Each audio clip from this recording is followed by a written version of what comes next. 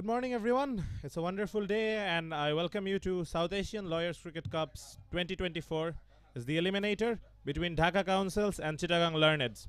We are at the beautiful Bosundara Sports City, and Sajjad Udash, he is with the all-important toss.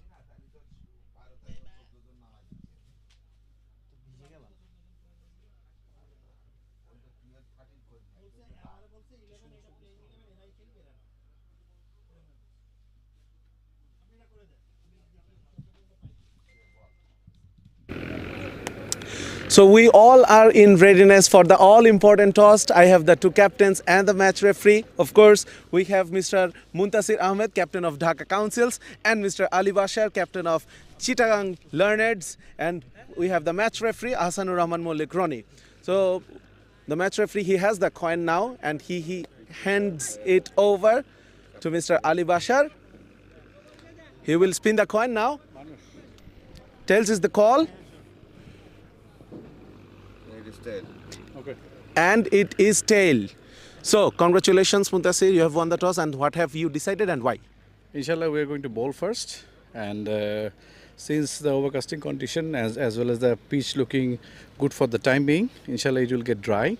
So it's better to bowl first. And what is the target you want to chase? It's runnable. It's always better to keep things usual. Or however, it's 1 over, 2 over, get things around. So it's better to keep things simple. Okay. Thank you so much. Thank you very much. All the best. Guys. So Ali Bashar, happy to bat first? Not really, but in any case, I have to accept the result of toss. So yeah, it's okay. No problem with that. So what is the target in your mind? We will be able to, I think, more than 160 would be good enough total. But in T20, you cannot set a target. So definitely I'll be eyeing for more runs on the board. Thank you so much. All the best for the game. So news from the middle. Dhaka Councils, they have elected to bowl first.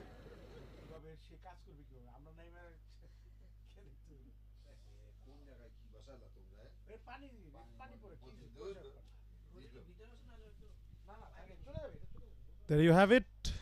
The toss of the eliminator, Dhaka Council's captain Muntasir Ahmed. He won the toss and he elected to bowl first. We'll have more insight into why he actually chose on Sajjad returns. Match referee Ahsanur Rahman and two umpires Iftekhar Hossain Rana, Mujahidur Rahman. And we're hoping for a wonderful game. Of course, the weather is wonderful. It's a bit chilly, but the sun is out. You have the nice comfortable weather, you have a bit of breeze going. So yeah, perfect weather for cricket. It's not too warm and it's chilly enough, and the breeze is strong enough for maybe a bit of movement.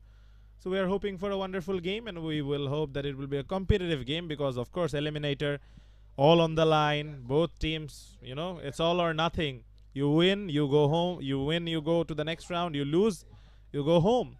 So you have to go all in. There is no holds barred. It's a wonderful opportunity for both the teams. It is a format that is relatively new. We are more used to the semi-final and quarter-final format, but obviously IPL introduced this format. Now we want to reward the league phase winners. So Dhaka Council and Chittagong Learneds, they finished 3rd and 4th respectively. That is why they are playing in the eliminator, of course. So we will be hoping that this will be a cracking game, and we'll be joining with you very soon with a live broadcast of the match.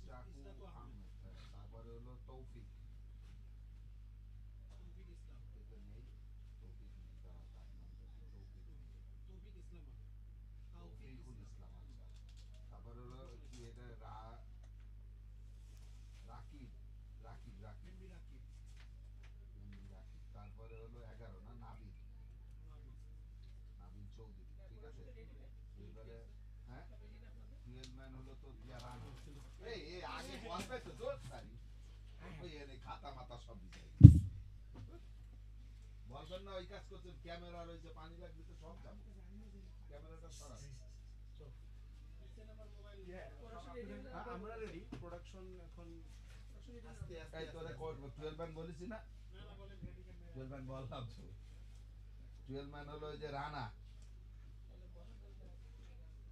হ্যাঁ captain হলো আলী হ্যাঁ wicket keeper হলো ধ্রুব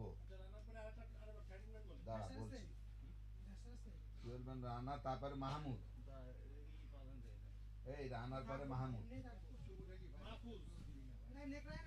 এই তো মাহমুদ লিখা তুই মাহমুদ বলছিস দিবি তো হবে না টস কে দিচ্ছে বলতো টস কে দিচ্ছে ঢাকা দিচ্ছে ফিল্ডিং দিচ্ছে ওকে ওটা আর তো এই দুটোই দিছে তো ওদেরটা বলবো তোরে ভিজাই দিছে দেখ কি করে দেখ না ভাই খাতা মাথা সব উইকেট কিপার কে বলেন তো কাদের যে টিম করে ধ্রুব ক্যাপ্টেন হলো আলী ধ্রুব উইকেট কিপার টিস্যু কি দিয়ে গেছে রহমান ঢাকা হলো গাজী ইমরান এইচ রনি ইমরান ডাক নাম বলি হ্যাঁ জার্সি নেই তারপরে ফয়সাল এফ এ আর খেলছে নাকি দস্তগীর জুবি মুসা তারপর Sakibur Rahman Sakib Z U B I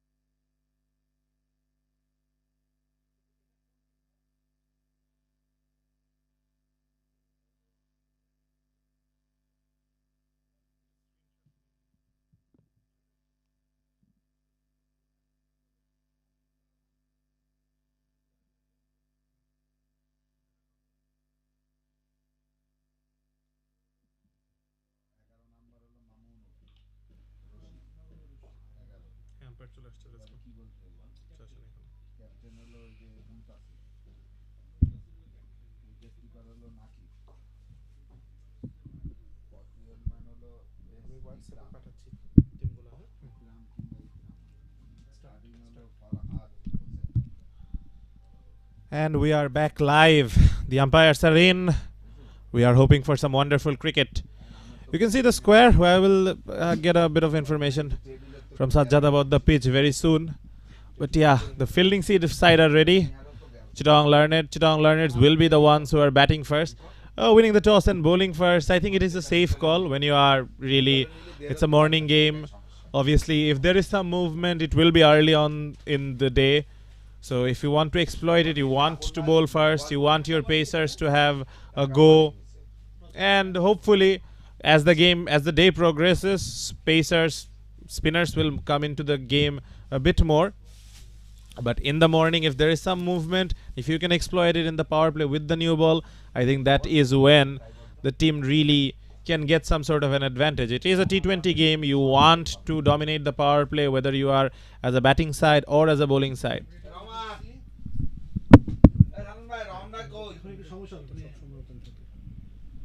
আরে টেবিল আবার ভিজে গেছে পুরা মুছার কিছু নেই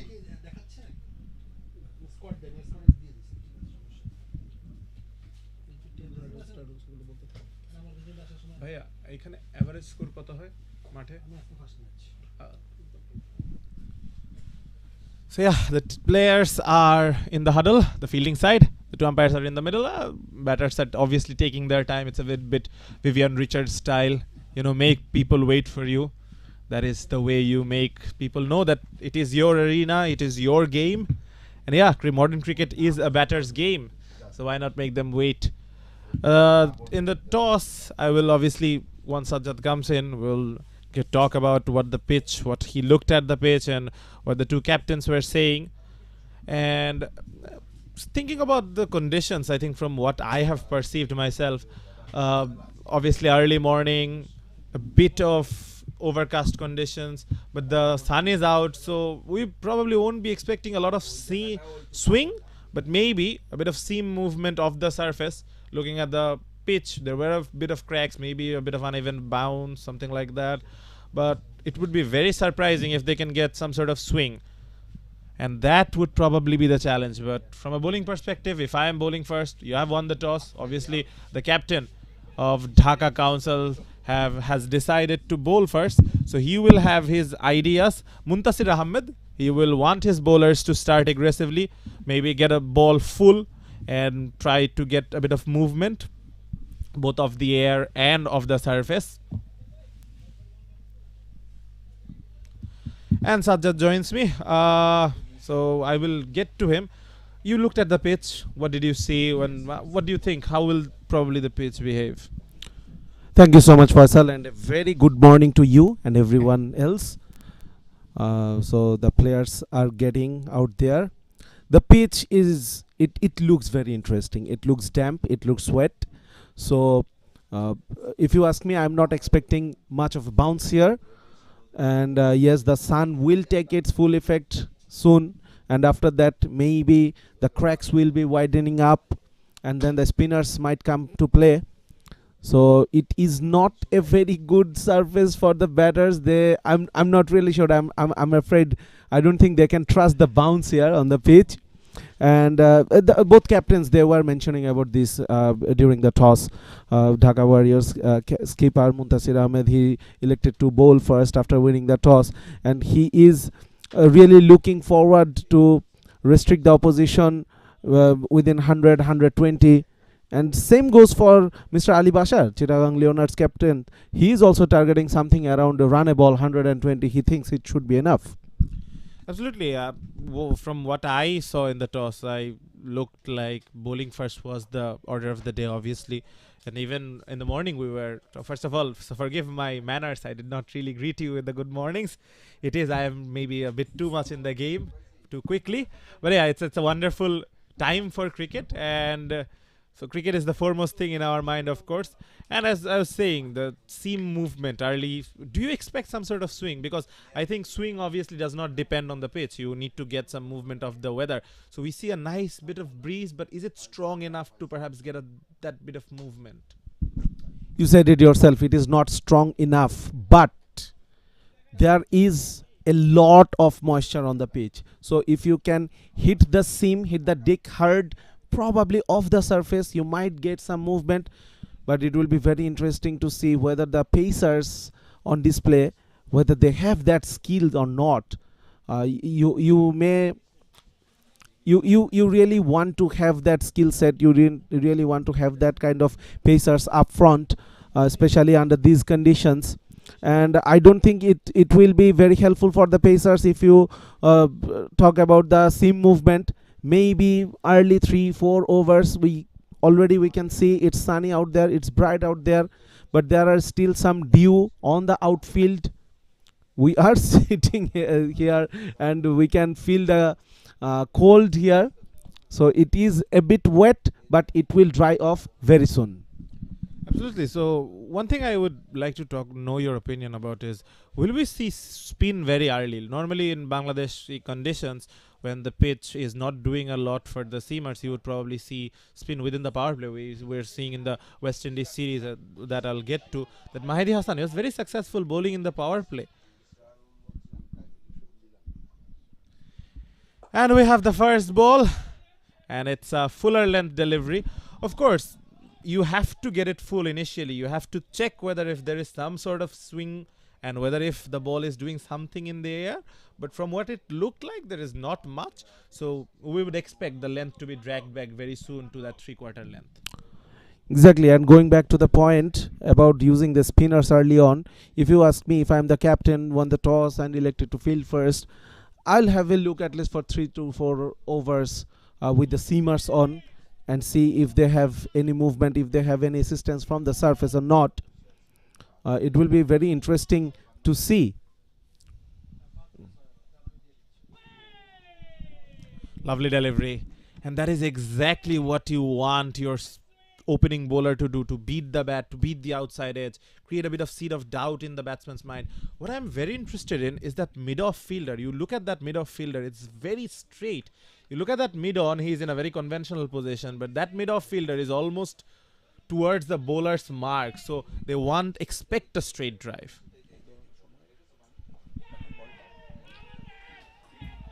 Is there something? No. There was a loud appeal, but what did you feel? Was there something? I think the bowler and keeper, they were optimistic. It was clearly way outside the off stump. Yes, the batter Fahad on that occasion, he wanted to play across the line. Beautiful ground here. We have the Boshundhara Sports Complex. Of course, we have a full-fledged football stadium, full-fledged functioning football stadium just adjacent to this cricket field, and this is a fantastic cricket field. I was fortunate enough to see what this field was before, when it was only functioning for hosting cricket games, but now a lot has changed. We can see the galleries being constructed around. We can see the floodlights. The batter is not ready, so some mind games going on. A while ago, the bowler started his run up and he shut it down, and now the batter, he says, "I'm not ready, sir. Please go back to your bowling mark again." Lovely bit of banter. You know, pacers, they generally do not like being sent back to their marks. And yeah, there is that movement we were talking about. You know, it can be difficult to close the face of the bat, especially on the power play against the new ball. So there is a bit of danger. Yes, as I was saying, the breeze is not strong, but slight bit of movement that can be your undoing. Yes, absolutely. On the last delivery, we can see that it was a bit outward movement from the right-hander batter. That is why it was edged, and he was very lucky that it didn't go to the hands of the fielder. And again, the 3/4 length, he is not being predictable. Normally you would expect a swing bowler to get a few more deliveries up in the fuller length, but he is reverting to the 3/4 length of that corridor of uncertainty very quickly. So tells you about the surface that he's expecting a variable bounce and he wants to exploit that. And I was talking about that mid-off, and now he has been moved into a conventional position. Down the leg side, not a delivery you would fancy, but yeah, swing can be difficult to control. So that was the last delivery of this over. So we are done with the first over. It's 3 for no loss.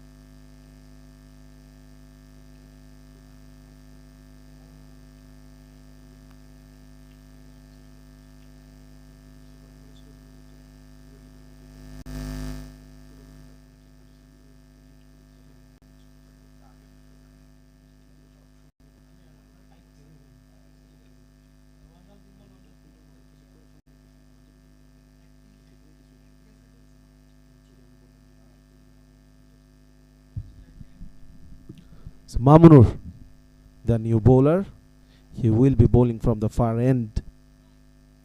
So it's good to see skipper Muntasir Ahmed is opting to introduce the second seam option. It was a very tight first over, 3 for no loss so far. We saw hint of away movement from the right-hander. None of these bowlers, they are express pacers. So that slight breeze that might come handy to extract some swing off the air. It was short. The batter, he wanted to have a whack at it, but couldn't connect. He would be disappointed. Maybe if he was set, maybe played through 2-3 deliveries, he would definitely have gotten out the end of that. But I'm again thinking, leading from the front, you were talking about the captain. He is putting up his hand up. I want to bowl, and that is the way you want to inspire your troops. That is the way to go.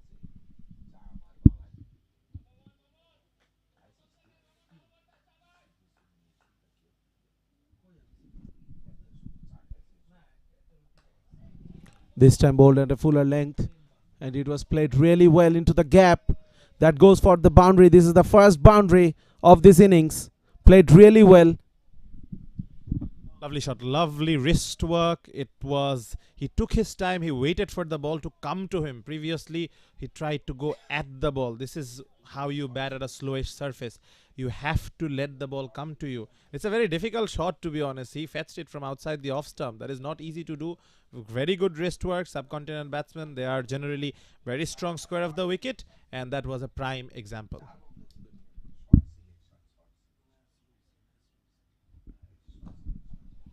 This time he wanted to pierce the gap through the offside. So Faisal, the previous shot we saw that he slightly shuffled across the off stump, and that really enabled him to play that shot and exploiting that gap, opening that gap through the leg side, through that mid-wicket boundary. And this ball, he was ready to play outside the off stump. So the batter is really thinking, he is trying to read the bowler's mind, and that is really good to see.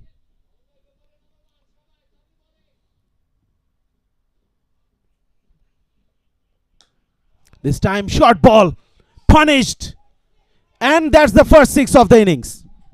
Very good shot. Again, it was not that short, but the skill and how quickly he picked up length. That is a hallmark of a great batsman. You know, the best batsmen, they pick up length very quickly.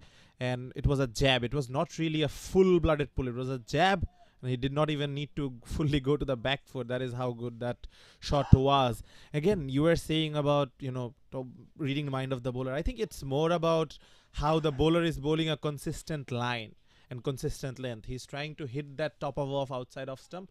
But the batsman, he wants to throw the bowler off his mark, and that is why he shuffled and got the flick. And the next ball, he waited and he got the square cut, and now he gets the pull shot. So one small movement that can really upset the rhythm of the bowler. And that is what proactive batting is. You don't have to go charging, but you have to do those small things right.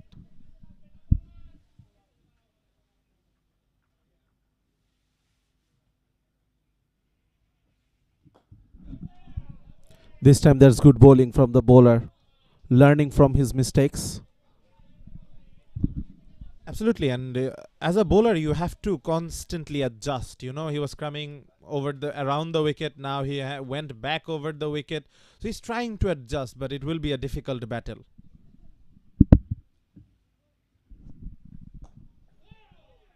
Dot ball to end the second over, 13 for no loss.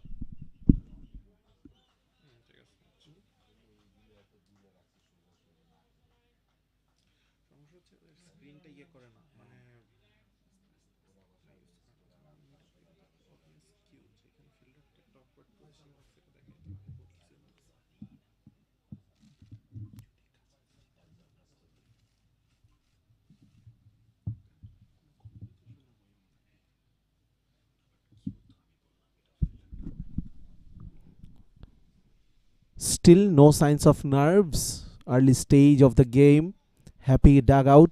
Chittagong Learneds. This is a very important game. Kind of knockout, you can say, for the losing team, of course, and for the winning team, they'll have to pass another hurdle in the second qualifier. But first thing first, they need to win this one. So Faisal, he will be continuing from the commentary box end. Bowled a really tight first over, considered only 2 runs. Dhaka Counsels, they are looking forward for that early wicket.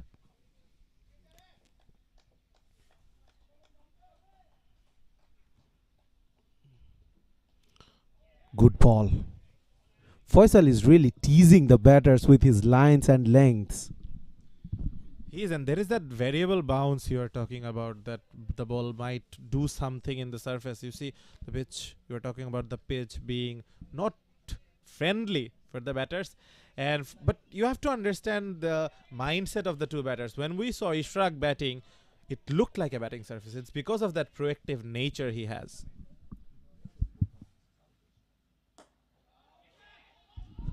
This time coming down the wicket, but protection there. So will be a single only.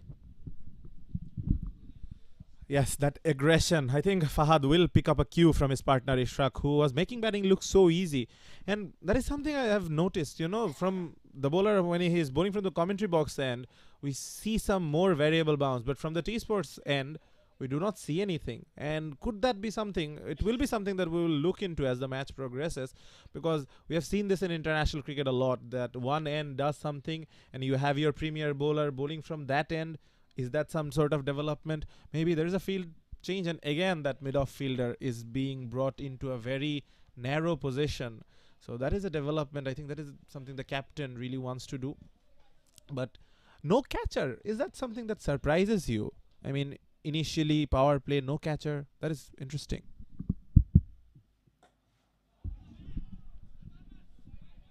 Yes, there should be someone in the catching position, especially when Faisal is bowling. We have witnessed a very tight first over, and he started well in this over too. Maybe a bit too full on occasions. Maybe he'd want to slightly drag the length back to give the ball an opportunity to swing. Like that. That will run away for a boundary, probably. Yes, that ran away for a boundary, but Fahad had no control over that shot. Still, he will take it. Absolutely, it's short version cricket. You take runs as they come. But Fahad, some proactiveness from him, it will give him some sort of confidence. You were F2 from 5. Now he is striking at run a ball. But again, as you were saying, you need some catchers. New ball doing a bit, that is the best possible time to pick up some wickets. And if you want to pick up wickets, you are bowling first after winning the toss. You have to give your bowler something, maybe a catcher, maybe a unconventional something. I think I really want a short mid wicket, because we saw the batters playing that flick. It is not a shot without that risk. And now that square leg is being pushed back, but I probably would have preferred that square leg being inside the circle and have a catching mid wicket, because ball is holding up. If you are trying to flick it, maybe there is an opportunity. Look at that swing. Faisal is being able to extract swing off the air. That swung like a banana. Beautifully bowled. And yes, I really agree with you. Maybe the shot, if you bring the square leg up in the circle, the previous ball we saw a miscued shot. Once again cross batted. See, there is an open option for the single. So if you give away these easy runs, that will play in favor of the batters. Having said that, 3 overs gone, 24 no loss.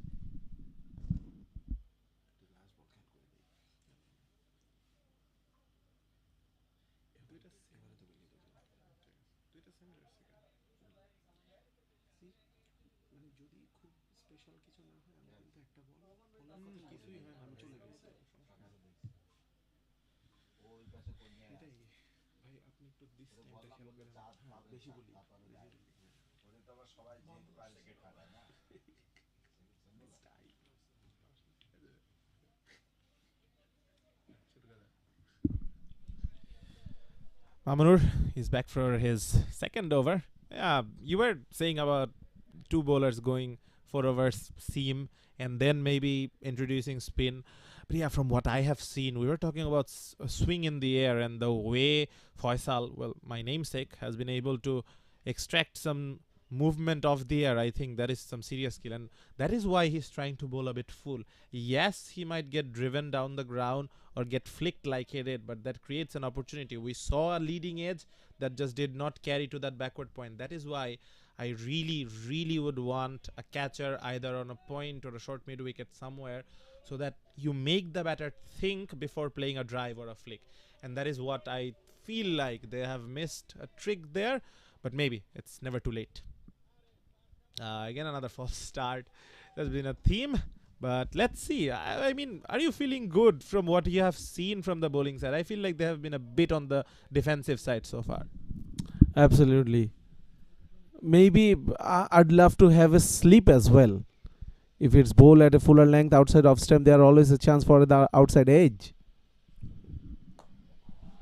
Making some room, going over the top. Will fetch a boundary once again. Lovely shot. Lovely shot. And that is when, you know, if you don't have any pressure on a batsman, it really frees him up psychologically. There is no catcher. He does not bother. Even if he edges it, so what? It probably runs down to third man for a 4. So you have to get into the psyche of the batsman. That is very important. But yeah, you have to give credit where it's due. It was a wonderful shot. It was very well played. And we were talking about Ishraq being in the groove. Fahad, he is now looking good. So one batter is rubbing off the other. And confidence, it's such a wonderful thing. It really makes you do wonderful things. Oh, the aggression continues. He really wants to go for his shots, but lovely fielding at that cover. You want your best fielders at cover and point, always. That is a really good stop. Especially if you consider that these are not professional cricketers. So really it was hit hard. And the fielder, he was up to the mark to stop that one. So good bowling, good follow-up delivery after conceding the boundary in the first ball of the over.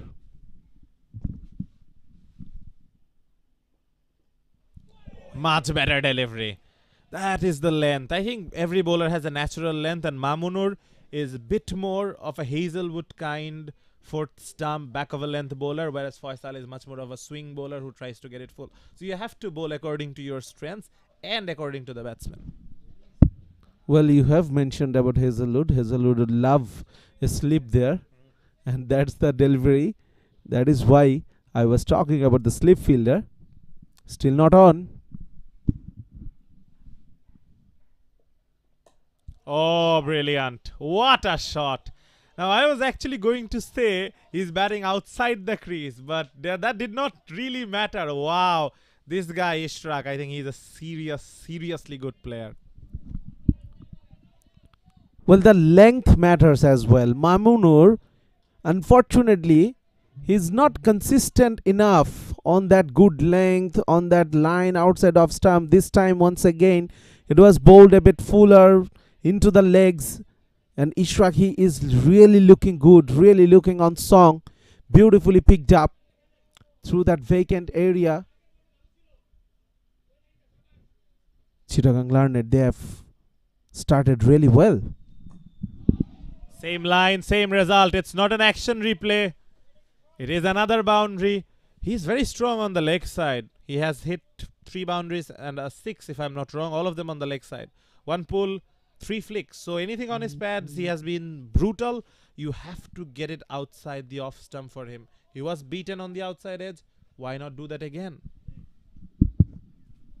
Mamunur clearly struggling with his line, with his length, with his rhythm. Very expensive over 13 already.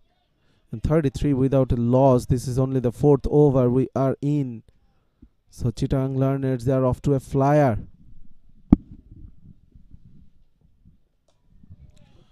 Finally, I think he does make a comeback. Hopefully it's not too little too late. After 4, it's 33 for no loss.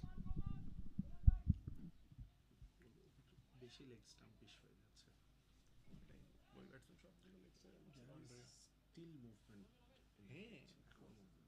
পিছের চেয়ে বেশি বাতাসে movement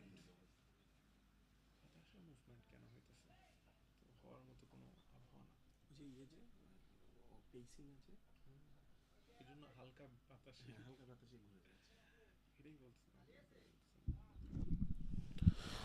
Very good start from the batting side, Chittagong Learneds. This is the all-important eliminator game. Both teams, they are looking forward to win this game and give themselves an opportunity, a real opportunity to qualify for the finals. There is a conference going on in the middle of the ground. Dhaka Council, they are really under pressure thanks to that opening pair between Ishraq and Fahad. Ishraq especially, the heavy run scorer so far, Mamunur, a very expensive last one. He conceded 13. So Faisal, what should be the strategy now for Dhaka Councils? They won the toss, elected to field first. Definitely their bowlers are not doing justice to that decision. Yeah, I think it's a combination of captaincy and bowling. You know, initially when Faisal was bowling well, he was getting that movement. There was no catcher to support him. But yeah, bygones be bygones. There was a conference. Maybe they are recharged. Maybe there is a change of strategy. I think an off spinner is in operation, which can be an interesting proposition because normally right-handers tend to prefer that matchup to off spinners ball turning into them. We have mid wicket and a long on, so it's a very conventional field. I was talking about Sheikh Mehdi and how he's very effective in the power play with that very similar kind of field setup. So it would be interesting to see how the off spinner goes, and I am probably looking for a bit of flight. As you saw, there is movement in the air, so if there is movement in the air for the medium pacers, so chances are he will probably get a bit of drift. And if it drifts and the new ball does get an extra bit of zip of the surface, maybe it can trouble the batter, but for that he has to be very accurate and he has to be very miserly, and so far those are not the two traits we have seen from their bowlers. Well, I have some other ideas. Maybe the spinner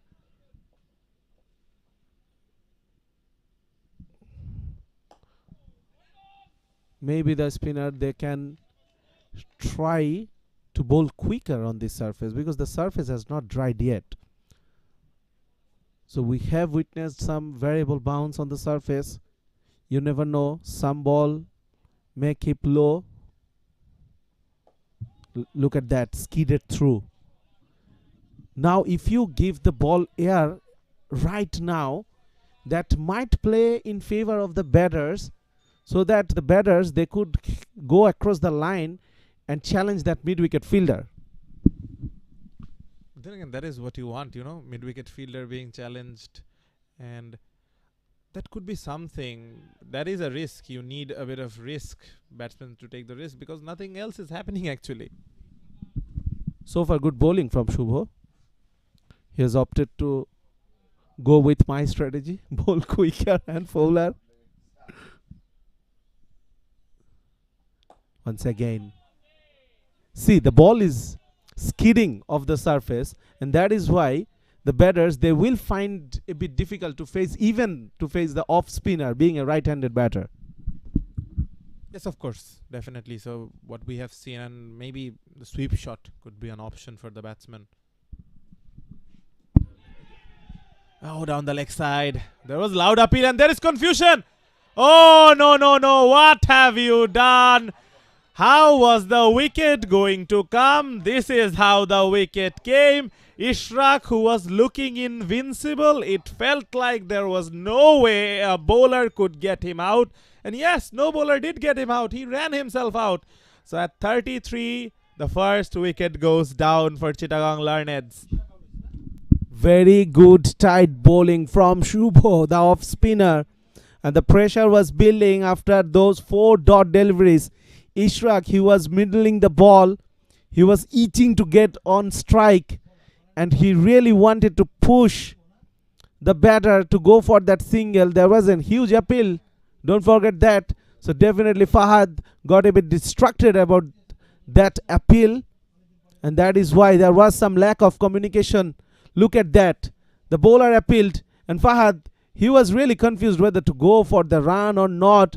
Finally decided not to. Clear lack of communication. That is not how you want to get out. So unfortunate, Ishraq. But he has to depart now. You have to feel for the batsman, I think, in this sort of a circumstances. How well he was batting, run-outs can be unfortunate. We saw a very similar incident with Zakir Ali and Shamim Hossain in the T20 match, the final T20 match, and then Zakir really was batting very well, and then he was adjourned run-out first. And then it turned out that it was Shamim Patwari who was run out. So there was all sorts of incidents going on. But now this could be the momentum shift that Dhaka needed. Thankfully for Bangladesh, Zakir Ali, he was able to score all the runs. Shamim Patwari could have scored. And probably Mahdi Hassan could have scored as well. Because soon after that incident, Mahdi Hassan, he was also run out. Zakir Ali was in some another zone in that game. What brilliant hitting. But now, coming back to this game, Chittagong Learneds, they have started well, but a bit pressure applied on them by the off spinner. So that is a good change for Dhaka Counsels. 5 dot balls and the prize wicket of Ishraq. Shubho is bowling really good line and length, not giving the ball much air, skidding through of the surface. The fielders, they are now really inspired. We can see the chit chats they are having.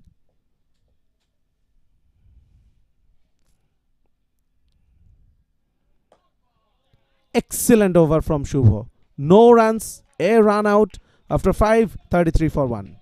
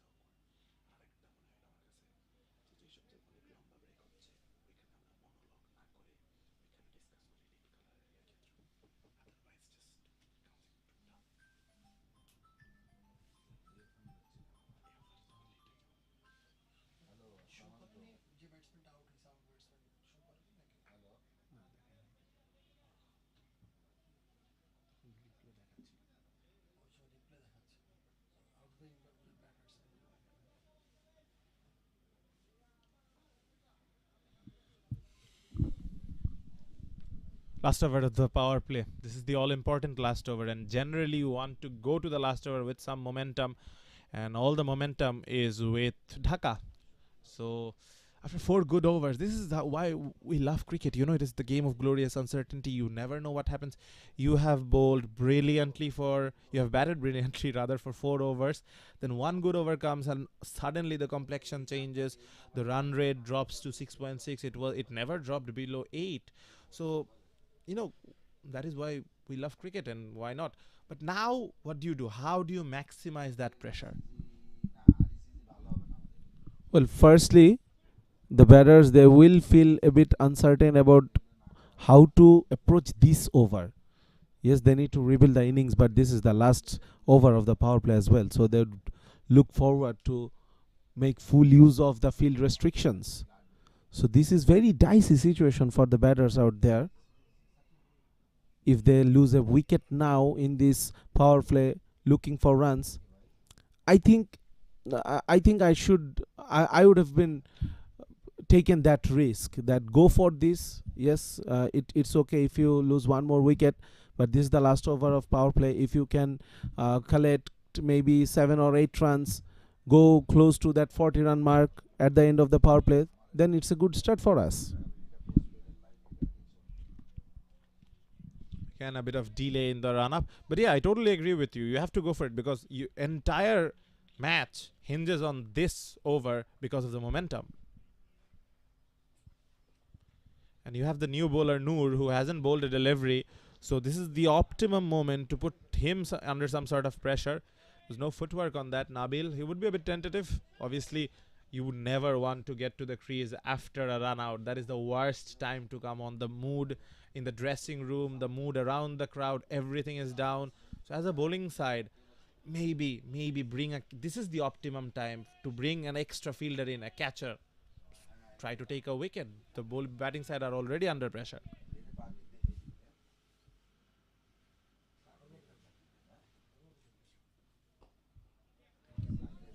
Well played. And Nabil is choosing probably a safer option. He wants to get the set batter on strike. So maybe if you are Fahad, you have 4 balls left. If you can get it up to 45, somewhere around that, you have some sort of momentum going into the middle overs. Well, Fahad, he is not looking that great yet. Yes, he is still out there. Hit a boundary as well.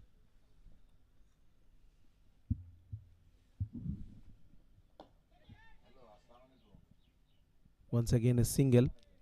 So you were talking about that fielder in a catching position. To be very honest, the Pacers, they have not bowled really well. They have not really bowled in a consistent line or length so that the captain can trust them and put that fielder into a catching position.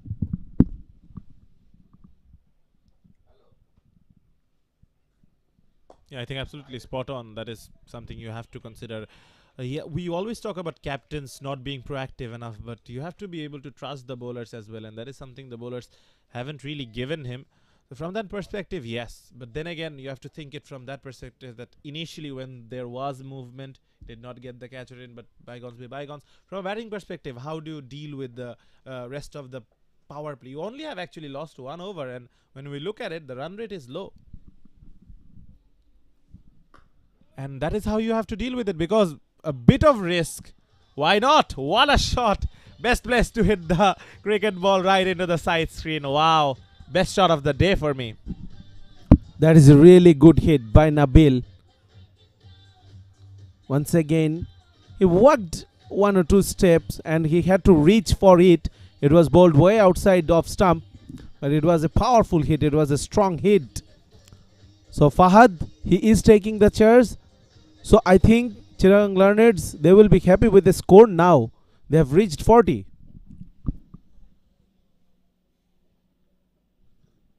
Definitely. Now it has a semblance of goodness. That was a Matthew Hayden-like walking bowler's drive. The bowler killer. Anyways, power play is done. 42 for the loss of 1 wicket. Evenly balanced.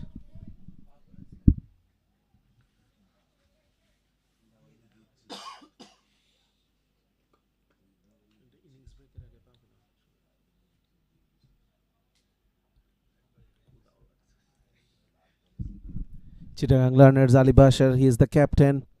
Dhruvo, the wicketkeeper, Fahad Mahmood, Imdadul, Farhan Bappi, Ishraq Ahmed, already departed, Mahfuz, Rakib, Arman, Nabil, Shoykot Khan, and Sajjad Hussain. And for Dhaka Council, Hamid Nakib, Muntasiruddin, the captain, Abdullah, Ihsan, Muajjem, Ikramul Haq, Farhad Hussain, Faisal Dastagir, the one who bowled brilliantly, Fazle Ilahi Obhi, Ghazi Imran Hrani, Mamunur, the one who actually struggled with the ball a bit, and Musa. So we have a Faisal in the Dhaka team and we have a Sajjad in the Chittagong Learners team. So maybe it's time we pick sides, Faisal. What do you say? As commentators, I think we have to be unbiased. That is the gold standard. But yeah, you can. I guess you can. But let's not go there for the time being. Are you expecting spin from both ends now? Now that the power play is done, you have protection. Maybe spin from both ends. See what the pitch is doing for the spinners. We saw the off spinner bowled quick and bowled brilliantly. So why not have spin from both ends? Well, that could be an option. Definitely. Noor really didn't bowl that badly except for that 1 ball. which was hit for a 6. Yes, Noor, he was okay, but I think from what I saw of him, he looked more like a slower ball, death ball bowler. But yes, obviously he could prove me wrong and get a wicket on the next over, commentators' cards and whatnot. But even if from the not next over, maybe bowl him a 2-over spell, and from there on bring spin from both ends, because from what we have seen Shubha, the way he has bowled in this over and the previous over, the other off spinner, he was brilliant. And same blueprint they are following. They're bowling quick. They're not giving it any air. So there is some sort of skid in the surface. It's getting quicker to you. The class N mode of sticking on the back foot, it's not going to work.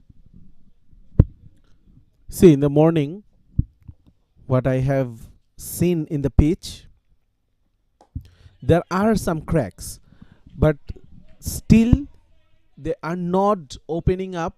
So I don't think there will be much turn on offer for the spinners. But we can already see some footmarks there around the popping crease. That will come into play, and maybe then we could see spin from both ends. Oh, I was lucky. But yeah, I mean, of course, you can exploit those rough patches, but the way the spinners are bowling is just they're getting skid off the surface. So if both ends you are doing that and you're cramping the opposition, I mean, why not? Because in T20 cricket, you don't really have to buy a wicket. All you have to do is build up pressure, and the batsmen, they have the impetus to score runs. So that is why leg spinners are very successful, because you have to score runs, the impetus on the batsman. And from what we have seen, the spinners of Dhaka, they're exactly doing very well. Only one spinner so far on display, Shubho. He is bowling really good. And one more thing, we have seen Shubho bowling from this end. So how the spinners will do from the other end, that remains to be seen. Last ball coming up. Of course, finishes the over well. Follows the same blueprint. Only 3 of this over. So after 7, it's 45 for 1. Chittagong Learneds.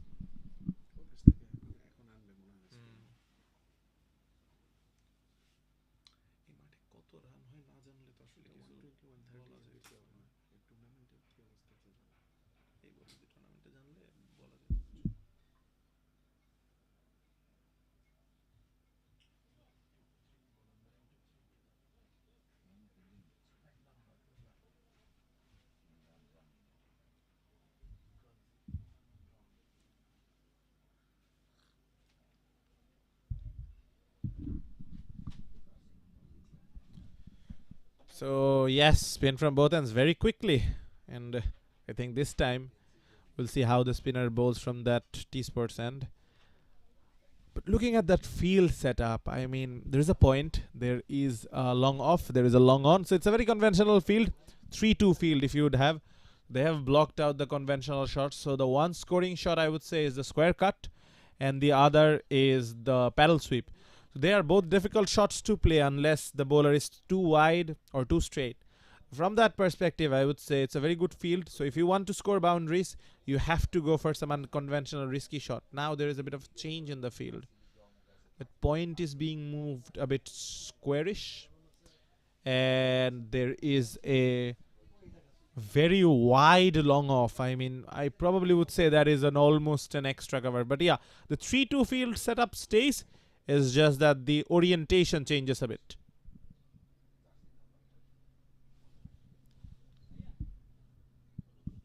Wicketkeeper adjusting the angles, and again we are seeing that initially that fine leg was very straight. Now it has been moved to a much more conventional position.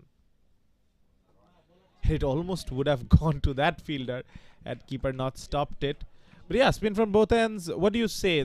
Does the other spinner follow the same blueprint? Bowl quick, bowl flat?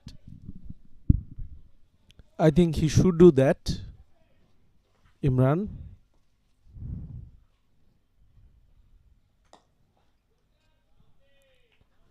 It's really fun to watch wicket keepers making those little adjustments for no reason. They are always being proactive, making slight adjustments. Go slightly, 1 inch to your right, 1 inch to your left, sometimes centimeters. I have a very interesting story about that. You know, I was listening to Curtinly Ambrose a while back that he was saying Malcolm Marshall was the best cricket mind he knew. So he was saying why, and obviously the interviewer asked, "What do you think that made Malcolm Marshall different?" So obviously expecting an answer that he could swing the ball, he was very quick, but no, it was like one day he was bowling, and the mid-off was very straight, and he asked the mid-off to move 5 yards to the left. Guess what? Next ball goes to that mid-off fielder. That is why he knows that mid-off, that Cartley Ambrose knows that Malcolm Marshall is the best cricket brain. So that 5 centimeter, that 5 meter adjustment you were talking about, maybe they matter some sort of. Maybe that is what the wicket keepers think. Well, 5 meters, 5 yards. Definitely, they would make some adjustments, and they'd be effective probably. But the wicket keepers, yes, especially we can name Rishabh Pant for no reason, and sometimes he waves with both hands. So the fielders they get confused that whether I should go to right or I should go to left. So really fun to watch these wicket keepers. They are usually interesting characters. And Bolt is that Bolt? Oh no, the wicket keeper, he was looking for the stamping. There is an example of an interesting character. I mean, yeah, wicketkeeper, they're proactive. You have to keep the game going. You have to keep your spirits up. But looking at the bowler, we were seeing that one particular delivery, he bowled it with the front of the hand. It was not the typical 3-finger release. It was the front of the hand. I mean, if I could show you, that would probably be better. But that was a nice variation from what we are seeing. And then the variation goes wrong. But unfortunately, the batter cannot take advantage. So 8 overs done, 48 for 1 wicket.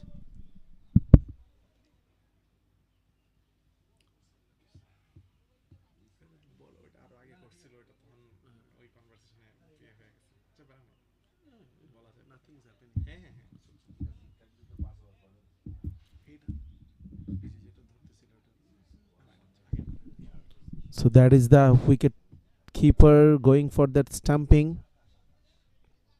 Oh, that was close. That was really close. No TV umpire facility available here. So it's almost impossible for the on-field umpires with the naked eye, who are right there into the thick of things. It's not really possible for them to catch those little incidents. Another change in the bowling. Shubho has bowled brilliantly for his 3 overs so far. Now Akash has been introduced, number 75. Fahad, he needs to make a move on now. Played 25 balls already, scored only 16 runs, and he is conceding way too many dot deliveries for my likings. There were 33 for no loss at the end of 4 overs. So the next 4 have conceded only 15 runs, and they lost a wicket as well. They needed to make a move on yesterday, to be honest. But yeah, I'm a bit surprised. Tell me, when was the last time you saw domestic cricket of any form in Bangladesh and you did not see a left-arm spinner? They have introduced 6 bowlers, 3 off spinners, 3 right-arm fast bowlers. No left-arm spinner. How rare is that?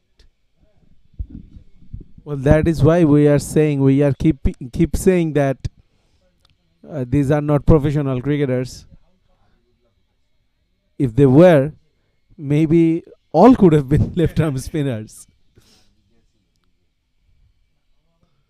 Ah, really well bowled. Floated into the block hole. Nabil, he wanted to go big, but that ball really dipped at the very last moment. And yeah, they have found a blueprint, the 3 spinners. They have found that you need to be flat. You can't give it any sort of air. Yes, maybe get it a bit, that floater you were talking about, but you can't give it any sort of flight. And that is what they have done. And if it's not broken, don't fix it. Down the leg side, that was a ball you should have, if you were in a bit more attacking mindset up, there is no one behind square on the leg side. That probably would have been a shot he would have played. Mindset, it makes such a huge difference. So now from Fahad's perspective, what is, if you are Fahad, what are you thinking? Do you go for a big shot, Hail Mary, or maybe play out a bit more? Team 50 has come up, a good milestone, but you have to keep going and you have to accelerate. Wickets in hand, no problem with that. I think they have to go earlier, and from what we have seen, the spinners have bowled well, but you have to actually allow the spinners to settle, and that is exactly what they have done. Again, it's a defensive minded shot. There was no high back left and no attempt to play an attacking shot. See, now I think Fahad, he has played already 27 balls.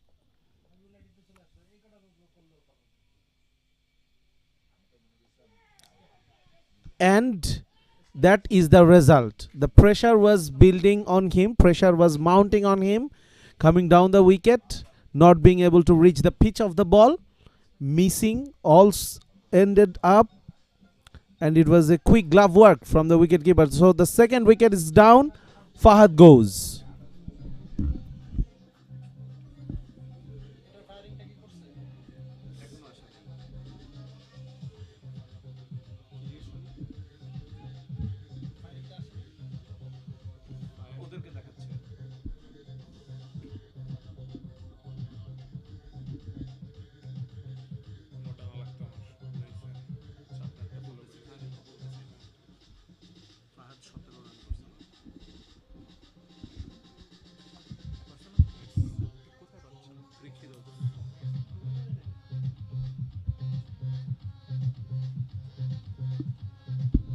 So once again, let's have a look at the stumping. Really quick glove work from the wicketkeeper.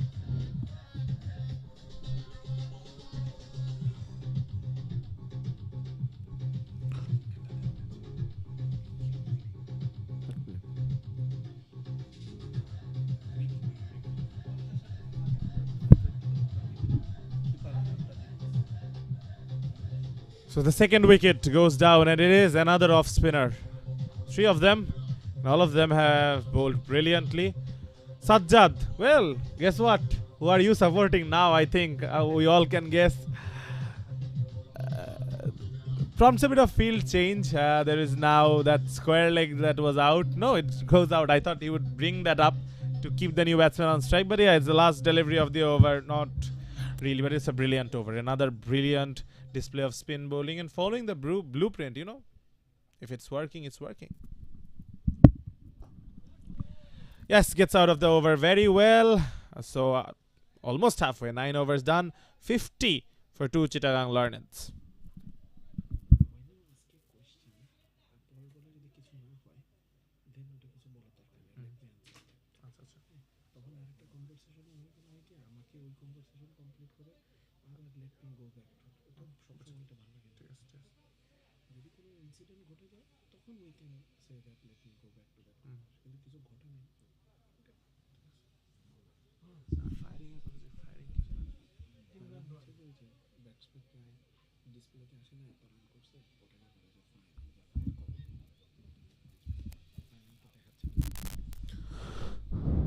So the third spinner was Akash, and he also started really well, following the footprints of his predecessors, Imran and Shubho.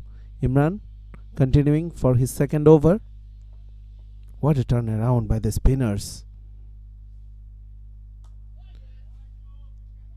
In the gap, good work done by the fielder, and very good running between the wicket. They sensed the opportunity to pick up the second, and Nabil, being the proactive batter between the two, he called for the second and they completed easily. Very good. You need some sort of impetus from somewhere. If you can't get boundaries, well run two. If you can't get a well run two, a quick single, something. It's like the Martin Luther King Jr. quote: if you can't run, then walk.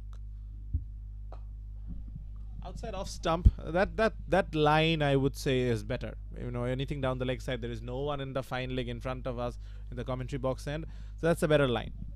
And they worked for that. You said them to, you asked them to work. And they worked. Yes. So there are ample opportunities to pick up those singles and doubles. This is a big ground. Oh, good ball. See, this is good from the batters and good calling from Nabil. Once again, he saw there is a run available.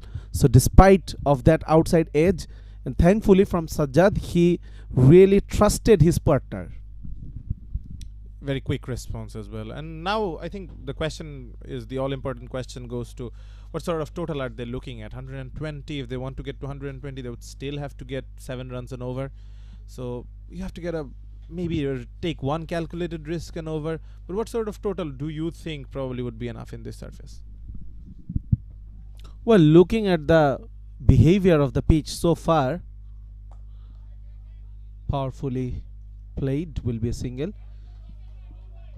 I think 125, 130 should be a par total on this surface because they have wickets in hand. That is also very important. Definitely, and that is where the template comes in. Wow, that is some fielding. Bowlers generally of their own bowling, they are always better fielders than when they're on the outfield. But yeah, that's when the template comes in. You have to bat in a certain way. So if you want to get to 130, how do you get there? You have to break it down to small portions. Oh, wonderful delivery. So 10 done halfway through the innings. 55 for 2. Chittagong, Learneds, and Imran. After his 2 overs, only 8 runs conceded.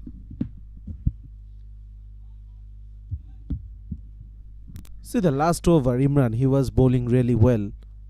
But the batters, they were also able to pick up the singles.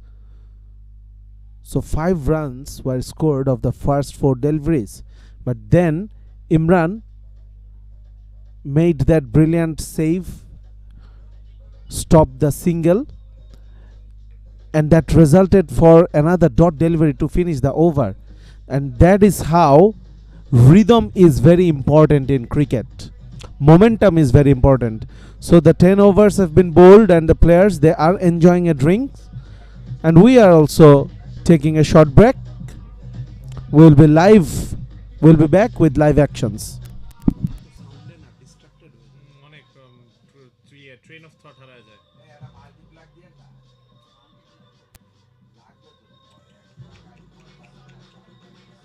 West Indian music ছাড় দেগে batting the season cover cricket খেলার quality is better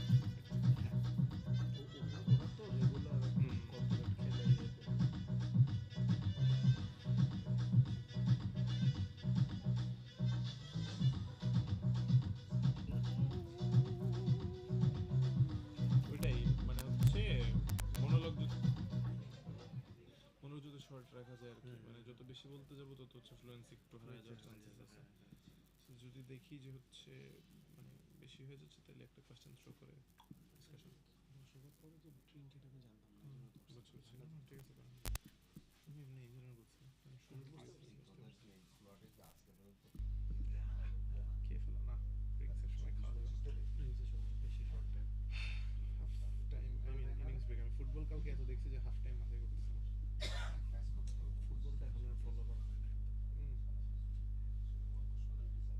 ওই দিন fantasy খেলি তো fantasy গ্রুপে গেছি গিয়ে দেখি পারভেজ ভাই কমেন্ট করছেন আসলে এদিকে ওই পারভেজ ভাই ওদিকে আসলে তো ভালোই তো ভাব হইছে শোনার জন্য কি এলিট ছিল না প্রথমে দিল না এলিট না এলিট করে ভালোই তো ভাব হইছে কেন আচ্ছা লিডার একটা যে সময় লিড হচ্ছে আমি শুরু করব তারপর হচ্ছে বল হবে বল বলবো তারপর সব কালার করবে পেসারের ক্ষেত্রে স্পিনারের ক্ষেত্রে তো এটা পসিবল হয় না অনেক সময় মানে এটা একটা নরমাল টেমপ্লেট হ্যাঁ ওটা তো অবভিয়াসলি পাইবেল না পেসারের সময় ইজি স্পিনারের ক্ষেত্রে স্পিনারের ক্ষেত্রে ওই যে মনে করেন যে আমি এখন একটা কনভারসেশন সুইচ করা যায় খুব ইজিলি যদি রিদমটা ইয়ে হয় মনে হচ্ছে রিদমটা ব্রেক হয়ে যাচ্ছে সো আমি ওয়েট করলাম সো এই জন্য হচ্ছে যে মাইক রাখার বুঝছি and ultimately Australian style commentary is to best it's about discussion not description Yes, after the refreshment, we are all probably refreshed, and hopefully the batters are too, because they are lacking. After 4 overs, they were 33 for 1. 33 for no loss, in fact, because they lost the wicket at 33. And in the next 6 overs, they only scored 22 more runs and lost 2 wickets. So the game has really collapsed for them. The off spinners, they have had a massive, massive impact. Lovely shot, and that's straight long off. We have seen this, the mid off being very straight, and when they're using the long off, that being straight. So is that because of that slowness of the surface, difficult to hit against the turn? Might be. Once again, the bowler, they are looking to dart the ball in. So spinners, they have not been very easy to score some runs off. Akash conceding only 3 runs into his second over. Oh, that one kept low. It was a bit wide. But speaking of the spinners, this is the modern template of spin bowling. And now you see spinners, they bowl at 95, 90-ish kilometers per hour speeds. Normally, previously, we used to see spinners operating at 75 to 85 kilometers. Muralidharan, he was saying, we have to get a bit of air. But the modern T20 bowlers, not so much. And again, why not? If it's working, and if it is very difficult to hit, and that is where the template of Heinrich Klaassen type players who are very strong off the back foot, whipping it over mid wicket. But if there is no bounce, it's very difficult to do. That's too short. That's too easy. Right on cue. We were saying camping on the back foot. If it's short, you go for it. You went for it. It's a lovely shot. It's a welcome over boundary. And could this inject some sort of energy, some sort of momentum in this innings? Well, that is the risk of continuously trying to bowl short. You may lose the control over length sometime. Once again, big shot, Sajjad. This time, once again, over that long on boundary, back-to-back sixes. Cracking shot, and the difference is Sajjad's height. You see, he is quite taller than the other batters. That long reach, we see Rishad Hossain doing it. We see players like Cameron Green who have long reach doing it. And exactly, that delivery for a shorter batsman would not be a half volley. So he's using the resources that God has given him very well, and that was deceived. Finally, we were calling for some pace variation. There it was, almost beaten, but still survives. So after 11, it's 69 for 2, an acceleration. 12 runs came off that over.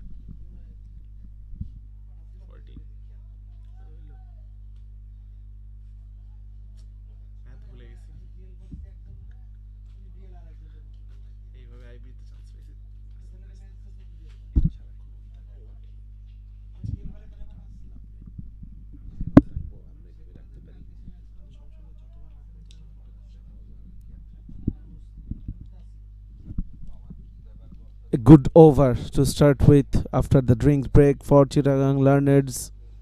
Scored 14 runs. Akash conceding back-to-back boundaries, back-to-back sixes. So that really forced the fielding captain to bring back a pacer on. Muntasir, the new bowler. The captain himself, Muntasir Ahmed.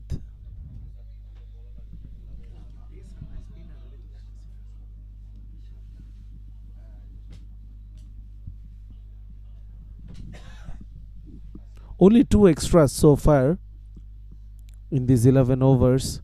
So the bowlers, yes, at times they bowled some loose deliveries, but they have been disciplined. So for Muntasir, right arm, gentle medium pace bowler.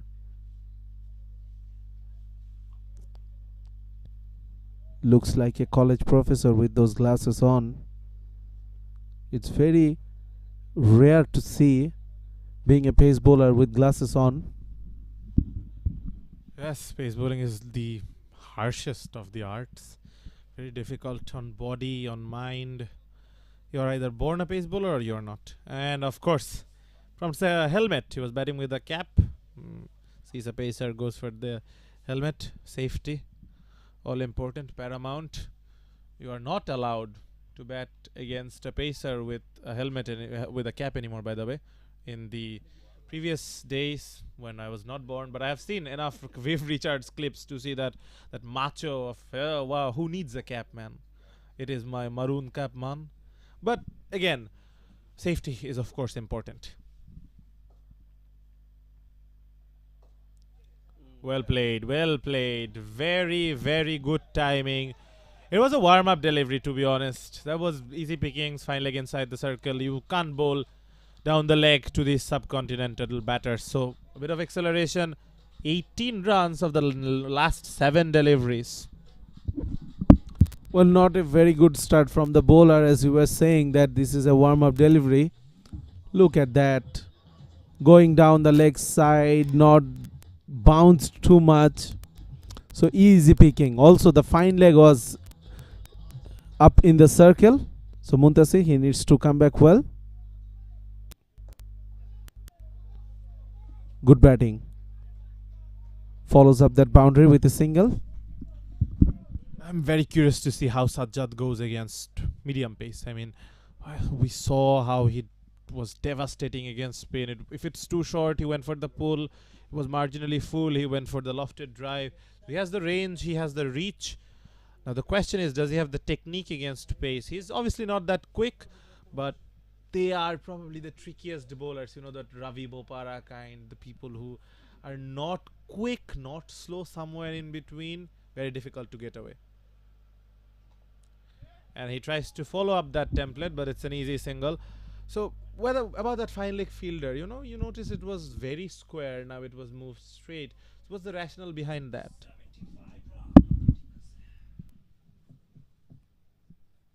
The midfielder. Now he is moved back towards that long off region. And goes to him. So good field change, I must say. See, when the batters, they have been able to score a boundary of the first ball or maybe within the first 2 balls of an over, so the bowler, they will be under pressure, and that is good follow-up batting by the 2 batters now. 3 singles from the next 3 balls. Now fine leg is pushed back towards the boundary line. Slower floater, what should I say that, Faisal? Slower delivery. Let's stick to the script. But yeah, I like this field setup more. You know, you are prone to bowling one down the leg side, so it's better to have that protection down the fine leg. This is the convention of the modern game. Ooh, tries to go for a big heave. Oh no, I thought there was some sort of confusion, but there was not. So 12 done, 77 for 2, and they are heading well. Finally, Chittagong learned it.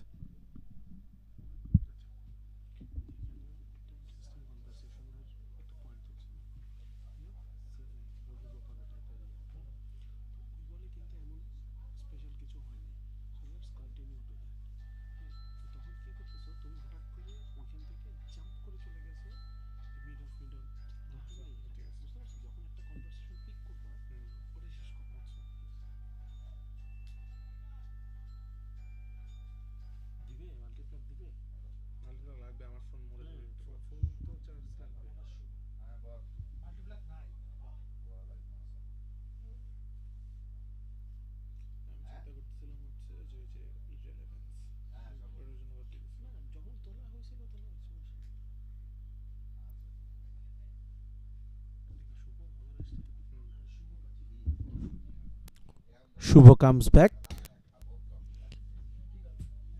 He bowled really well. 3 from his 2 overs.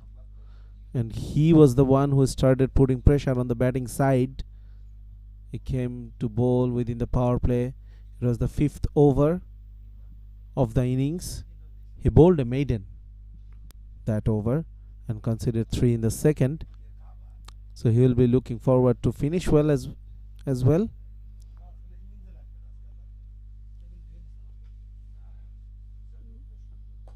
Quicker ball once again, Sajjad. It was cut brilliantly and it is into the gap. Placement. Perfect placement. It will be a very different challenge against Sajjad, who seems to be a very good player of spin. He's got all the shots, the back foot cut, the pull, the drive. Shown a full range, you know, scoring not 360 but almost all around the ground. So it will be a very different challenge. Shubho, he was bowling quick. He cannot be predictable anymore. He has to vary his pace. He has to vary his line. Much better. Oh, maybe don't go with your foot. It can be very harmful. It can be injurious, as you almost found out the other day. I am still carrying that injury. My left ankle. Well, for Shubho, he needs to be very tighter. Because, see, that ball was once again bowled really quick. So the batter, he wanted to go over mid wicket and it skidded off the surface, couldn't make the connection. But if the same ball was bowled outside off stump, that could have been a easy picking for the batter. Good work done in the deep. Will be a single only. Right in front of our commentary box, there is a patch of dart. Faisal, the big fast bowler, he did it. So from the effort side, I think it has been full on 100%. Oh, went Hail Mary.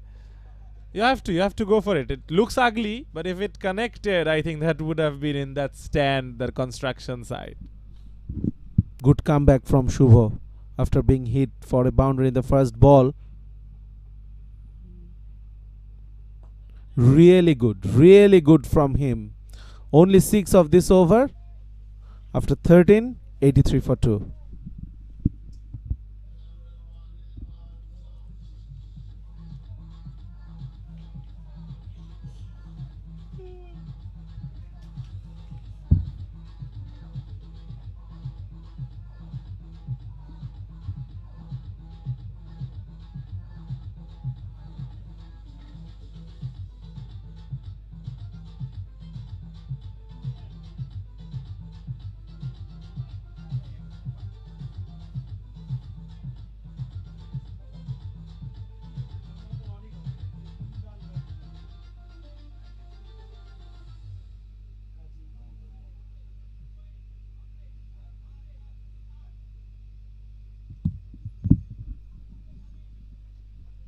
Spin to win. The formula continues.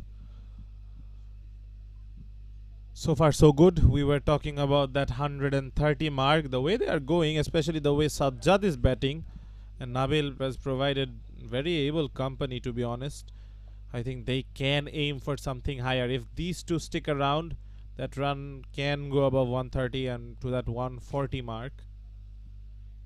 Interesting choice. The angle around the wicket, bowling into the pads. There was always going to be that risk of being hit over that white cow corner region.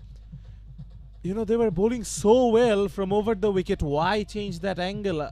I'm very surprised. If it's working, why change it? Well, they knew that the onslaught is around the corner because they had wickets in hands, and probably being a bit too proactive too early. I think they could have waited till the onslaught has begun, but they wanted to be ahead of the game and probably miss the trick.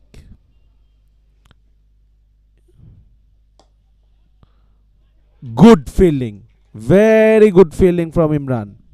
Great comeback. And again, but more of the onslaught, I think that's the angle. You know, when you are going around the wicket, you are basically bowling into the pads. You're inviting that shot. So I was very surprised to see him go around the wicket. He's rectified it, but cost him 6 runs. But now, what is the plan from a batting side? You have got a bit of momentum. Do you try to press on? Do you aim high?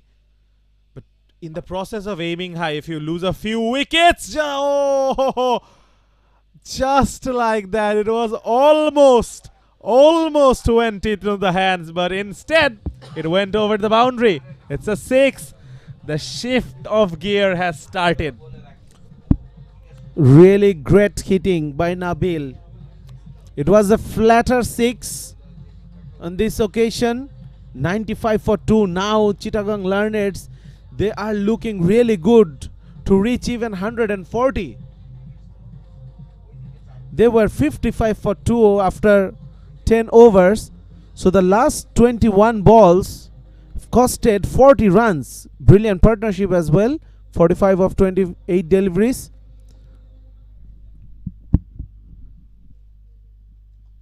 And there was a bit of luck involved, but yeah, fortune favors the brave, and Nabil and Sajjad, they have been the brave ones.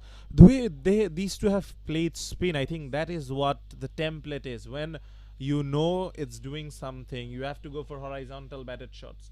In the previous instance, we saw the openers, they were looking for straight batted shots, but in this surface, horizontal batted shots are the way to go. So cricketing principles of straight bats, high elbows, it does not always apply to T20 cricket, and that is a perfect example of that.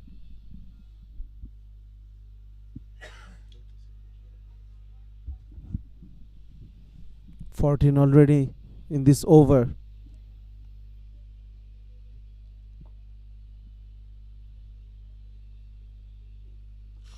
Wanted to go big. Missed that one. So end of 14, 97 for 2.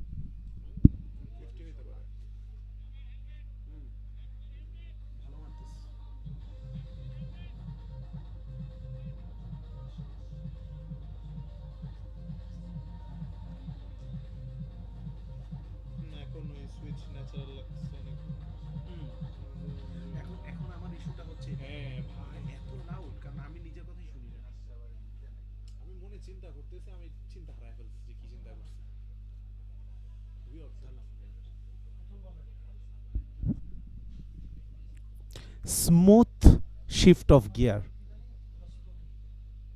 Even we didn't realize that. Brilliant batting from this pair. Sajjad 21 of 17, Nabil 36 of 25. Nabil is looking too active from the word go since he's come to bat. Started with 6 straight down the ground. Really strong in through the offside, the leg side as well. We have seen that 6 over mid wicket in the previous over. So Faisal, he comes back. He bowled well in his first spell, conceding 9 runs of 2 overs. He was the one bowler who seemed to have some control over that white ball, those early movements.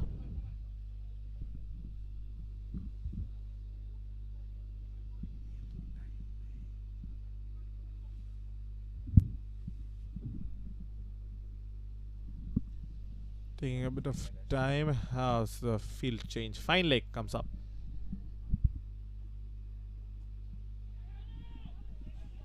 Good calling.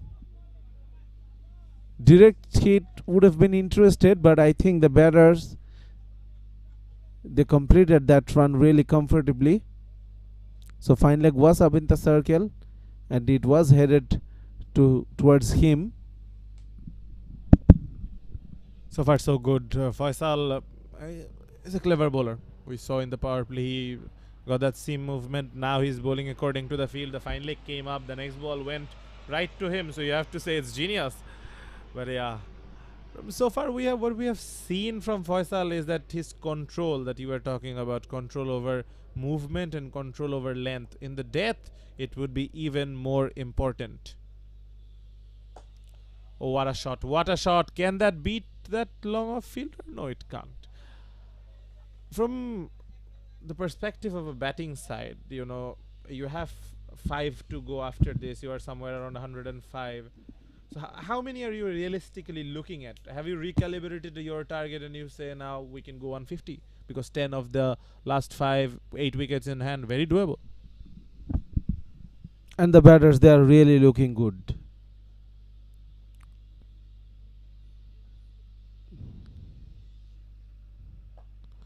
They have been able to read the pitch now. They have been able to read the bounce now. This is not an easy surface for the new batter to bat. 100 is up with that single. 100 for 2. So these two, I think they'll be eyeing something around 140, 145, 150 maybe. With 8 wickets in hand, Nabil striking it really well. That is an example of striking it really well. Look at that shot, inside out. There was protection in that cover point boundary, but he had no chance whatsoever. Majestic, very well played. And the pattern is that the batting is most difficult with a new ball. As the ball has gotten older, there is no movement, the surface, it's not doing anything funny. So the trick would be, from a batting perspective in the second innings, if you don't lose early wickets, if you have a good platform, you can go big. Just like that. No. Wow. Faisal, he really deserved the wicket in that first spell. This spell, he did not bowl that well, but cricket gods, they have their ways of rewarding you. So the big partnership is broken. Nabil, after playing a wonderful knock of 41 from 27, departs, and at 104, the third wicket goes down for Chittagong Learned. So it was a 54 runs partnership. Really good one. But Nabil, he has to depart. So they say revenge is sweet when it's cold, but in this occasion, revenge was sweeter when the dish was hot. Just now, he has been hit for a boundary and then cramping the batter for space, maybe a bit more bounce than he anticipated, wanted to go over mid-wicket, only slicing it, top edging it, and that's a good catch. He was in his follow-through, Faisal. So I think it is an well-deserved wicket because he has bowled well so far. In the first spell, 9 runs. Yes, this over, it's a bit expensive, but that's understandable. You have two batters who are very well set in the crease into the last 6 overs. So they will look to attack you. But Faisal keeping his head cool. Really good bowling. Third wicket down for Chittagong Learneds. New batsman Bappi. It will take obviously a bit of time to get acclimatized to the surface, but you can't really take a lot of time. It's the T20 game, still have a lot of wickets in hand, and T20 is a fast-paced game. So the bowling side, they have the upper hand. He brought his ace bowler on, and he got him the wicket. So it's probably the ideal scenario. Batting outside the crease, Bappi, that will be something to look at. Batting outside the crease of the old ball, that is not something you see generally.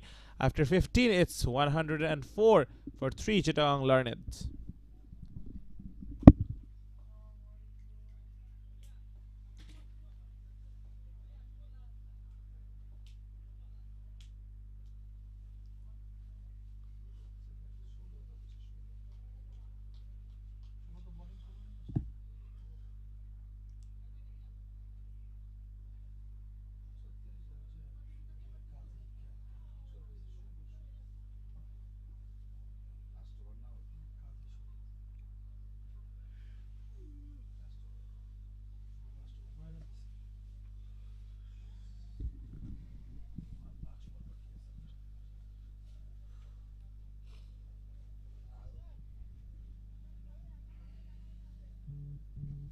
Change of ends for Shubho. Coming from that far end for his last over. Considered only 9 runs from the previous 3. It will be very interesting to see whether he could bowl as well as he was bowling from the commentary end. So 15 already gone, the last 5 overs with 7 wickets in hand. That's an ideal platform for the batting side to go to aim for a bigger score. Sajjad already set. Good thing for the fielding team that they have a new batter in Bappi out in the middle, so they could target that end. Definitely, they have to actually. I mean, a single now would not be a bad result, but the way Sajjad has played spin, that is something to watch. How does he counter the off spinner? Goes for a straight bat. I haven't really seen that from him. Played a lot of horizontal batted shots, but even though he played at horizontal batted shots, the two things he have done well is one, play with the turn, and the other is to play through the line. So keeping the basic principles right. Oh, he would feel like that was a missed opportunity. That was a long hop. That should have been put away. I think Sajjad, he anticipated that ball to come quicker. It was bowled a bit slower. That's why it probably gripped off the surface as well. Stopped before reaching the batter. Once again, good bowling. Shubho has shown brilliant control over his pace. He has bowled quick. It's a variation of length and pace. The previous one was short and slow. This one is quick and full. So that takes some serious skill to do. Oh, that is good fielding. That is very good fielding. The gather was clean. The throw was quick. So fielding, when your fielder does that sort of an effort, that really lifts the spirit of the entire team. So very well done. Generally, the ground fielding from Dhaka Councils have been really good. We keep saying that these are not professional cricketers, but if we see the ground fieldings, they were really fantastic. They did not have much opportunity to show their catching skills.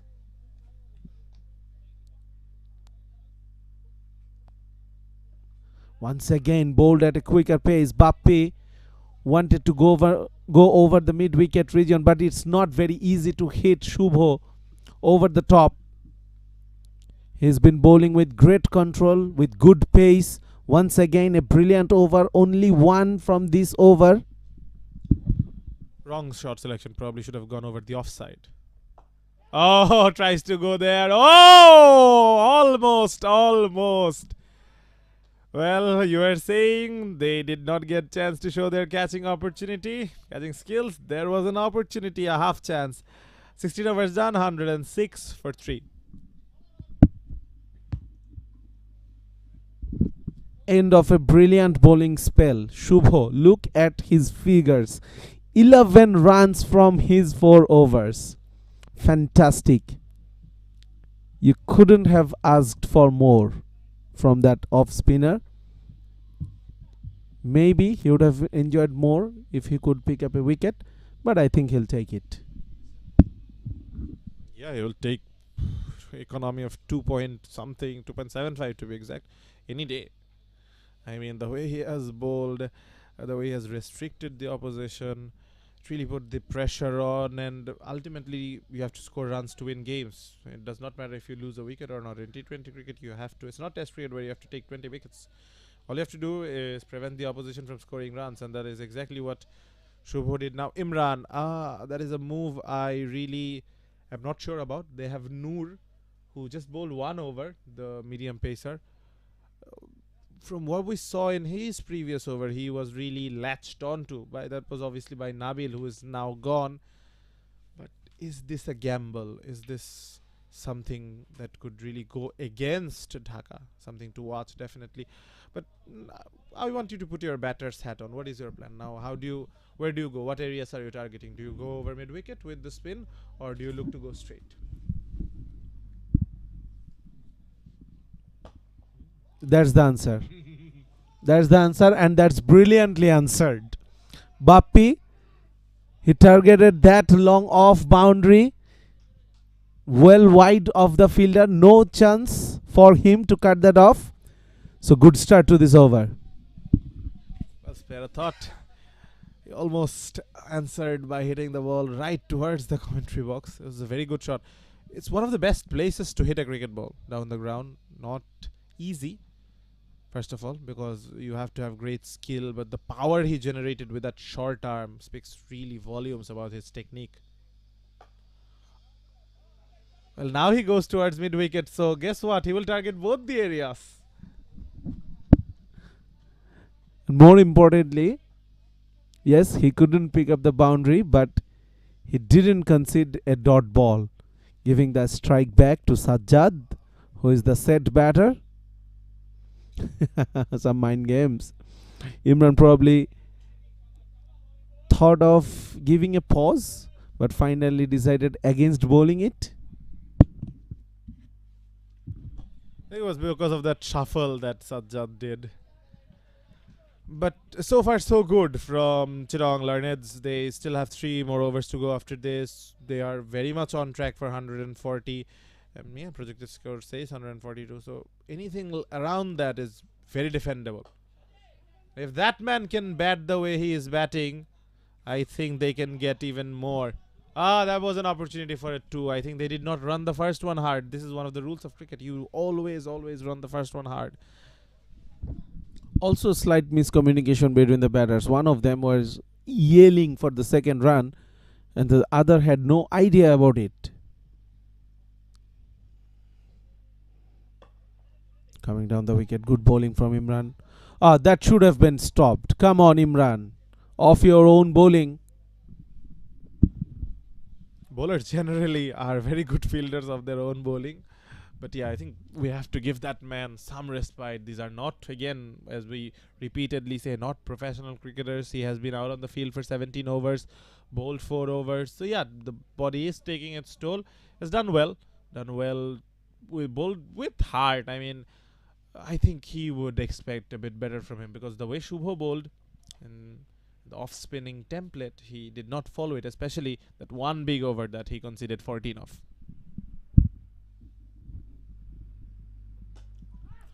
Up and over and long. 6 to end this over. What a brilliant hit it was after 1700 and 19 for 3.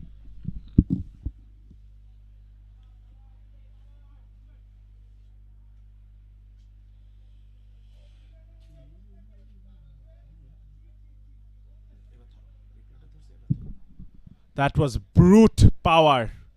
Look at that base and how he rotated those shoulders to generate that power. Magnificent. I mean, 3 more overs to go.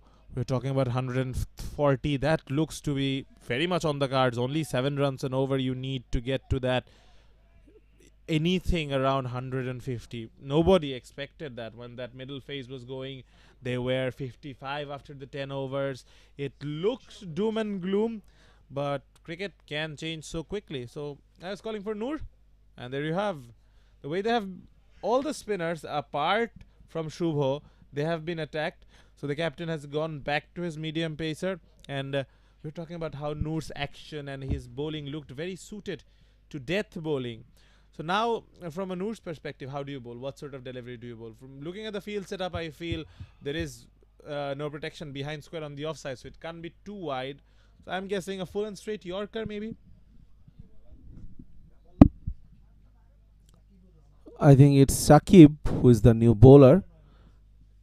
Shot number 100. But yeah, he is a seamer as well. So I'll answer your question. Probably yes. Go look for the Yorkers, but they do not have that pace to constantly target those block holes. So maybe slower deliveries could be an option. Give the batters nothing to work with. Let them generate their own power. Let them generate the pace they require to carry it over the boundary. It will be very interesting to see what Shakib does now. Started with a slower delivery and into the block hole. So combination of both. Yes, but I think from his point of view, that is his stock ball. So Can't really say that's a slower delivery, but the start is good. I mean, even if you don't have pace, if you have the accuracy to bowl it in the block hole, that is one of the most difficult balls to get away. And there is some sort of confusion going on with the umpire. Yeah, the helmet change is being a bit too frequent for the umpire's liking. I think he is warning the batsman. And another helmet is entering. I mean, how many helmets do you need?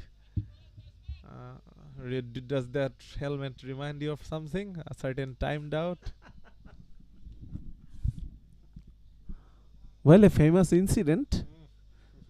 The first and only of its kind in the cricket history.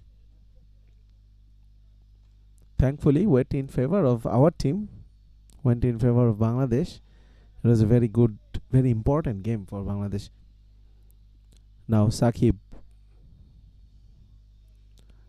See, that is what I was talking about. Give the batter nothing pace-wise. Let him do something different. Let him come down the wicket as he did on that occasion. Very good start to this over.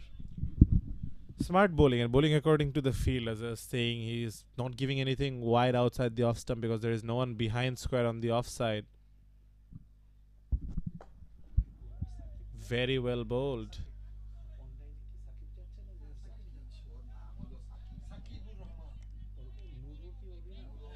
From what I've seen, one thing you can guess is that long on and long off fielder are very straight. Because the bowler does not have that sort of express pace, you can expect the ball to go right over his head. So that is why that protection. And that's a lovely shot, a jab. Well, he looks very stylish, Sajjad. But this over, I think it has belonged to Noor so far. The control he has shown, the variation he has shown, top notch. Yes, Sajjads are stylish generally. Look at me. You can have an example of that. Okay, good bowling. Good bowling from Sakib Noor. Now.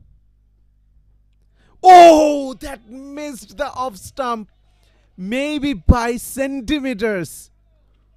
Oh, that was really bowled well, and it came back well as it kept low. Well, low is an understatement. It kept very low. I think it almost never did get off the turf. So, if you can bowl that again, I would bowl that every ball. Lovely shot, but straight into the fielder's hands after a bounce. So, 18 done, 122 for 3, and Noor only gave away 3 in that over. Wonderful over.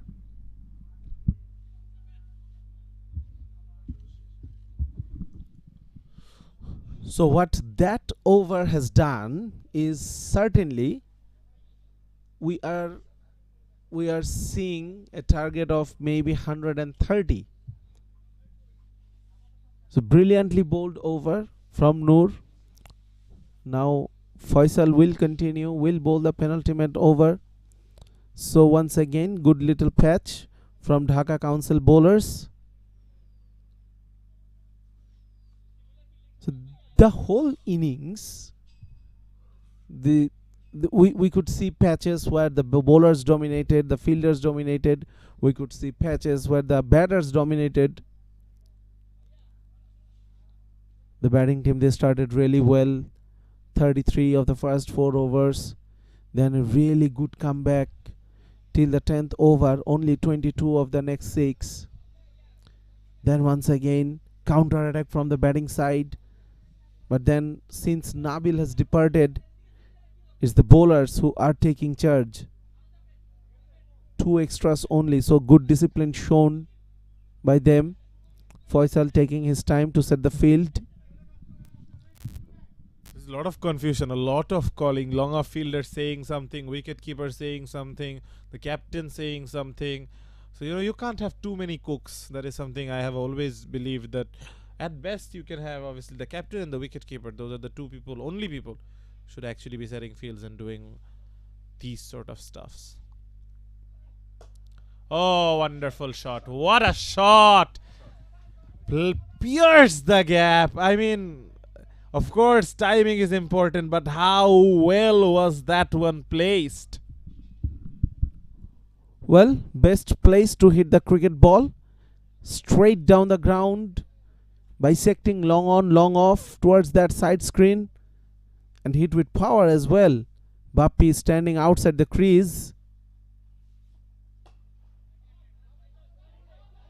So this time there will be single only. The dugout was calling for two. Oh, there was a bit of an overthrow. If the non-striker was a bit more alert.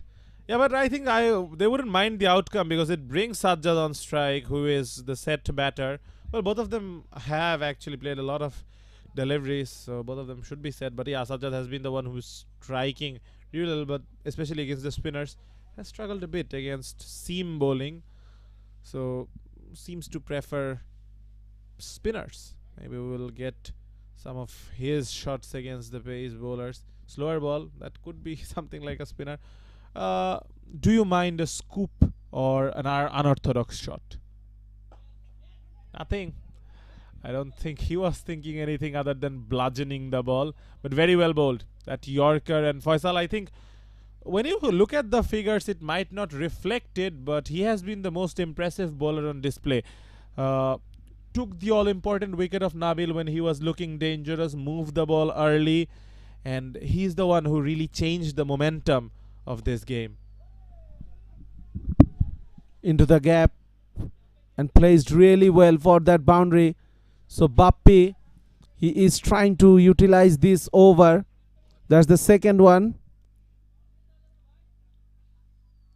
So Faisal, he is now getting a bit concerned.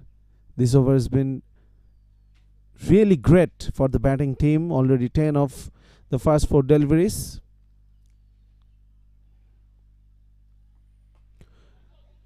Now fielder is interested. Good effort. Very good effort. He went for the catch and he stopped the ball from the boundary as well. Brilliant. Exceptional. These are the sort of moment where you have a dilemma, the age-old question of whether you go for the catch or do you save the boundary. Well, he somehow did both. Lovely angular run up.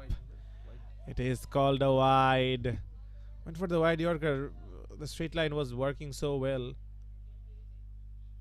Yeah, you have a look at the replay of the previous catch. The effort threw himself to the ground. Yeah, this sort of effort, they're so heartwarming to see it from these amateur levels. I mean, it's wonderful. Cricket really does do wonders. Lovely shot, but only for a single. So one more over to go and they are really on the charge.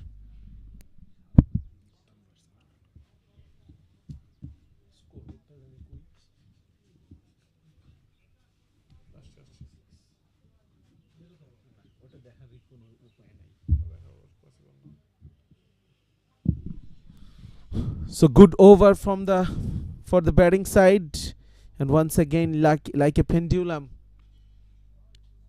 it's moving side to side.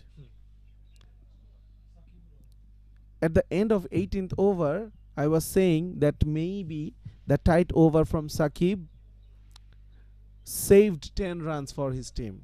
So I was referring to the score of maybe 130-32.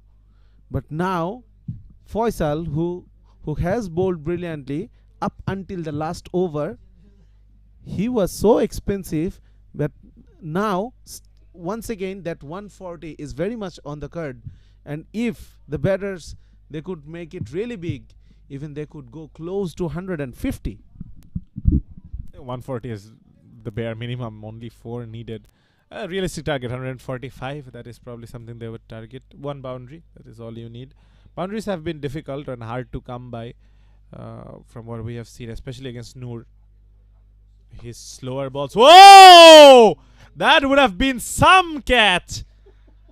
I mean, the fact that he stopped that, first of all, he saved a sure boundary, But that would have been some stunner. The palms must be stinging. Take your time, man. Take your time to bowl the next ball. That was a Herculean effort. Someone please check his pumps. Yes, rub it off. Rub it off. You still have 5 balls to bowl. Brilliant effort. Shakib Noor. This is a good partnership. Good little partnership. 33 of 26. Once again, that is a good shot for a single only. So good bowling from Noor. Yeah, but that was a full toss. I mean, he should have put that one away. Looks a bit frustrated, Sajjad. You know, sometimes when you are in this sort of a mood, you try to hit the ball too hard.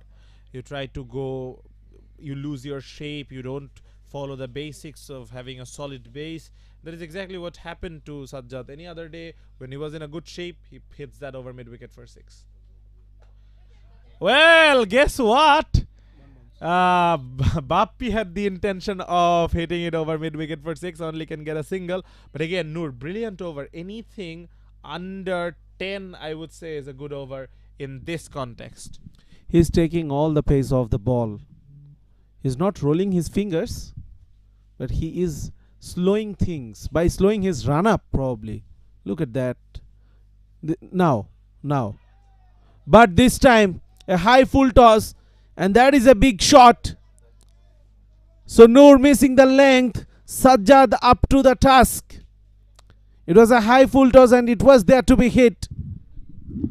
Christmas is around the corner, and it was a Christmas gift for Sajjad, wrapped by Noor. And you gleefully accept gifts in this season, and that is exactly what he did. Missed out on the previous full toss. No such mistakes this time. What a shot. That 145 we were talking about, they are already there. One more big hit, 150, and that magic mark of 150. What do you say? If you are a betting man, are you putting your money on 150? Yes. Yes, I'm putting my money on 150. Let's see. Come on, Sajjad. He's gone big.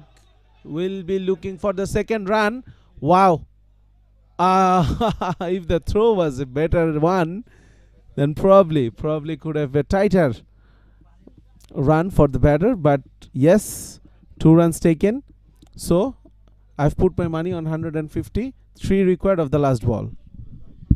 So batting outside the off stump and that open stance. Well, thank God you are not a betting man. 147 is all they can get.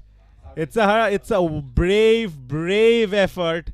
Unfortunate run out at the last ball for Sajjad, but I don't think he would mind. 148 will be the target for Dhaka. And when they come out, the sun is out. Maybe spinners will get something more. Maybe it will get easier to face the seam bowlers. You never know. With cricket, you never know. That is why we enjoy the game. So what do you say? Who is ahead so far? I'd put Chittagong Learners ahead at this point of game. This is a really good batting display from them. Scoring close to 150 on this sort of surface. And most importantly, they always had wickets in hand. They got a really good start, then a bit of comeback by the bowlers. But having wickets in hand really put you in a position where you can attack whenever you want. And they wanted it after the 10th over. Those period of maybe 5-6 overs from over number 11 to 14, 15, those were the period where they could take the game away from the Dhaka Council team. But still, half of the game is done. So you never know, if Dhaka Councils, they could bat really well. They could take a leaf out of their opponent's book. You never know, they could win this game. And funny things happen when these sort of knockout equations are on display. So yeah, 148, that will be the target. It will be a tense, a nervous chase. These sort of targets are always tricky. We'll be back with that very soon. Till then, stay with us and we'll be back.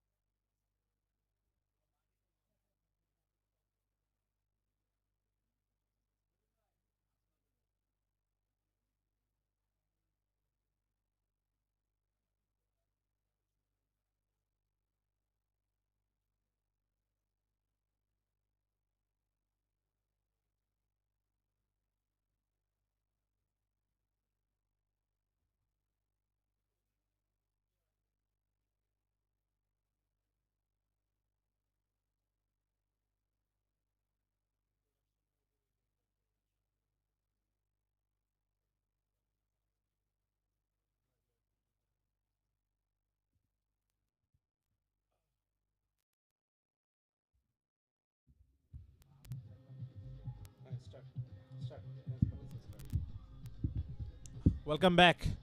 The chase is on. Dhaka will have to score 148 to win. The chase is on. The music is on. It is a wonderful atmosphere for cricket. It is a lovely day. I was strolling out in the sun a bit. I mean, it's warm without being hot. And there is a light breeze going on. So if you want to enjoy cricket, come outdoors, watch. There is no better day than today. And from a perspective of cricket that we are actually watching, it was a good score for those who have just joined us. Batting first, Chittagong Learneds, they scored 147. It was a lovely innings played by Nabil, 41, and Sajjad scored 42. Obviously, Nabil's 41 of 27. Sajjad took a few more deliveries.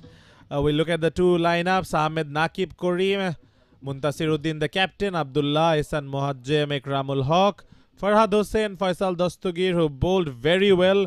Fazle Ilahi Obhi, Ghazi Imran, Mamunur bowled a few good overs, and Musa and Chittagong. Sajjad will go through.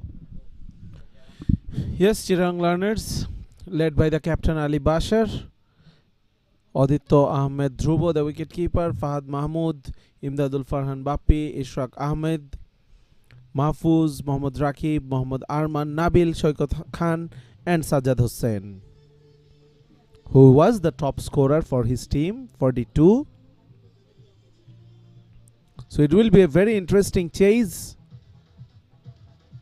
I think Chittagong Learneds, they will be slightly ahead, keeping the surface in mind. 147 runs should be a good total. That's the match summary so far. Sajjad, the top scorer, 42 of 32 balls. Nabil, 41 of 28 balls. Bappi, 23. Ishraq, 20. And for Dhaka Counsels, Faisal is the pick of the bowlers. 1 for 30 from his 4. He bowled an expensive last over. Otherwise, it could have been better for him. Akash, another wicket taker, for 16 of his 2 overs. It was Shubho who really did the damage, even though he did not take any wickets. 11 runs in his 4 overs, and there was, of course, 2 run-outs. The first wicket and the last wicket both being run-outs.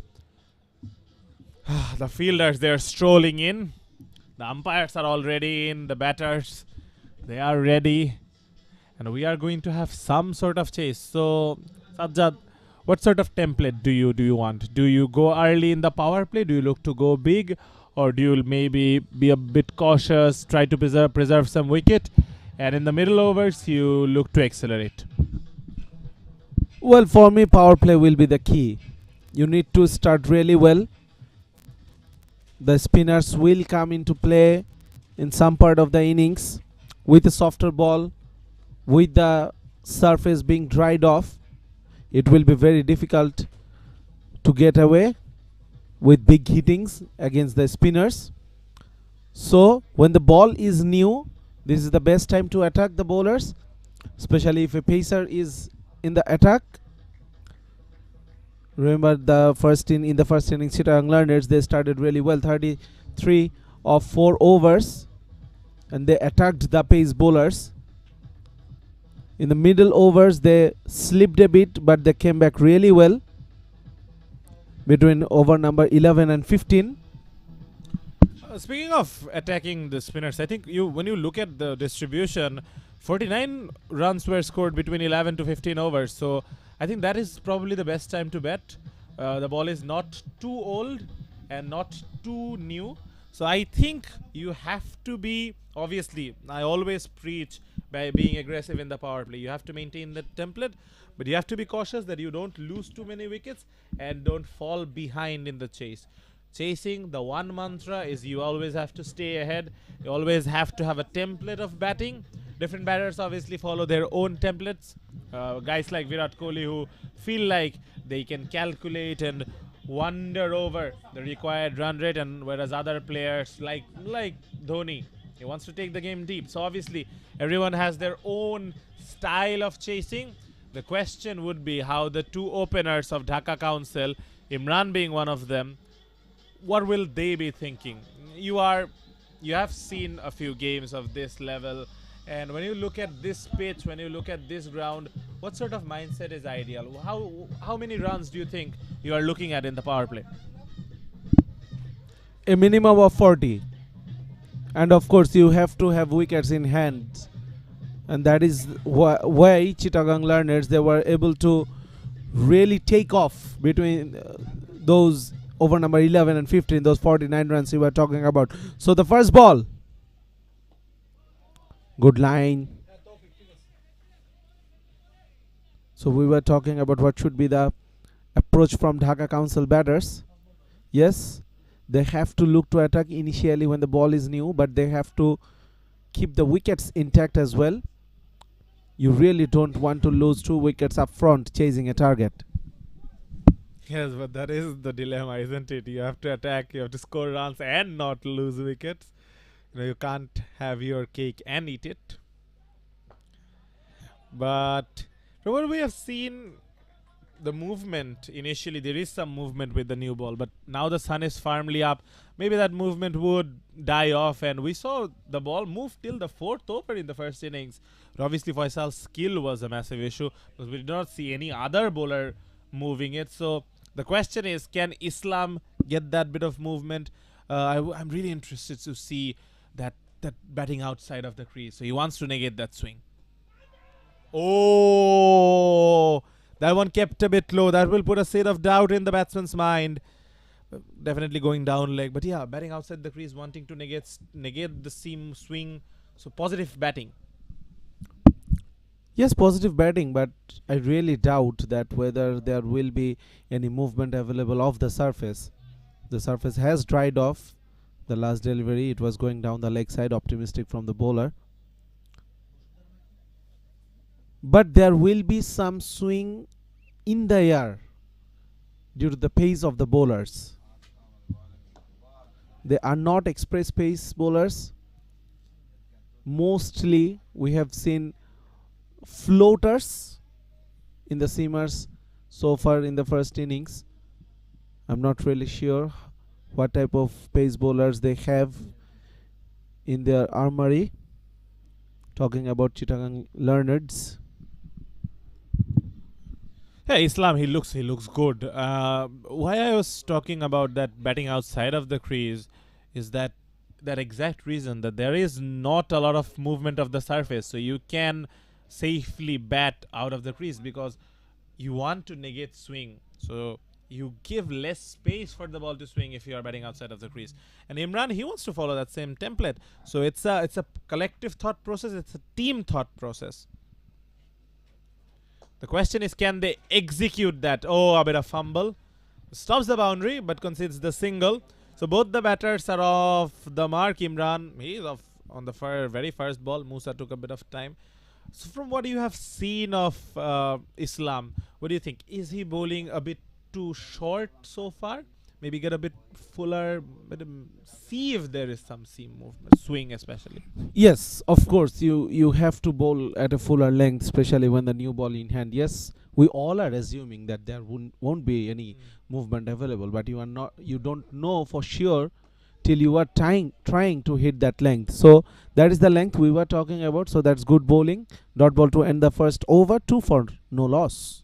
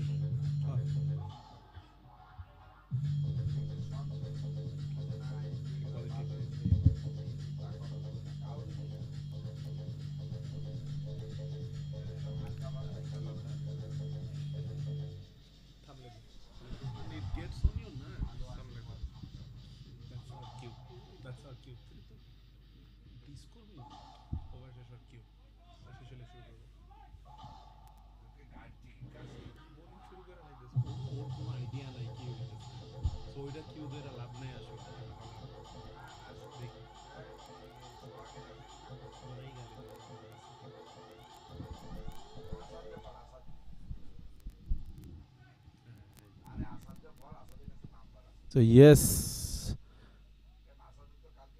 the volume needs to come down. Leg spin. Oh, through the legs. Through the legs twice. First the batter, then the wicket keeper. A couple of by-downs. Shoikot, leg spinner on display with the new ball. That is interesting, Faisal. That is very rare as well. Even in international cricket, you see leg spinners. They very rarely bowl in the power play. They are always introduced after the 6th over, and at best in the final over of the power play. But that ball, that did not get up. The control, the infamous, leg spinners. They will always bowl one of those. But it's a bold move. You in this level, especially, people are not used to playing leg spin. So if he can get one of those jaffers, then it will get really interesting. But they're more prone to bowling those short and wide deliveries. Lovely square cut, and a misfield allows another extra run. So the fielding has been sloppy from Chittagong. One thing I would like to say is that 148 it's not a big total. So if you are not alert in the field, that margin can come down very quickly. Also, I'm not really sure whether this is a good move to introduce the leg spinner so early, especially when the ball is new. You definitely would look forward to use the new ball, to use the seam, and both of them will be out of equation with the wrist spinner on display. I understand with the finger spinners, maybe the off spinner targeting the stumps, but leg spinner, well, I have my doubts. Yeah, spot on. And I think most difficult is their ability to grip the ball. It's very difficult to grip a proud seam as a wrist spinner. Oh, like that. It's not easy to control. That proud seam, it's big. You are trying to bowl with 3 fingers. That control sometimes really lets you down. So it's a boundary. It's an easy boundary. First boundary, in fact.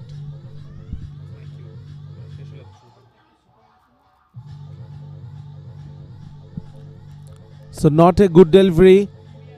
Tried a quicker one, probably not using the wrist but losing control on the process.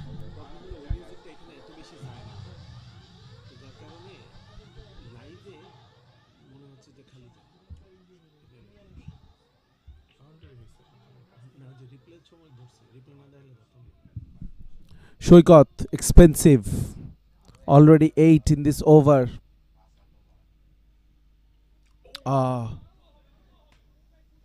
That kept low once again. Well, if that was on the stumps, I think Musa would have had to wave his goodbye to the crease. But so far, it has been an expensive over. And another one. That's Trapple. It's a very common shot now. Batters, rather than trying to pull it towards mid-wicket, try to pull it straight. So 2 done. 13 for no loss. Dhaka Counsels.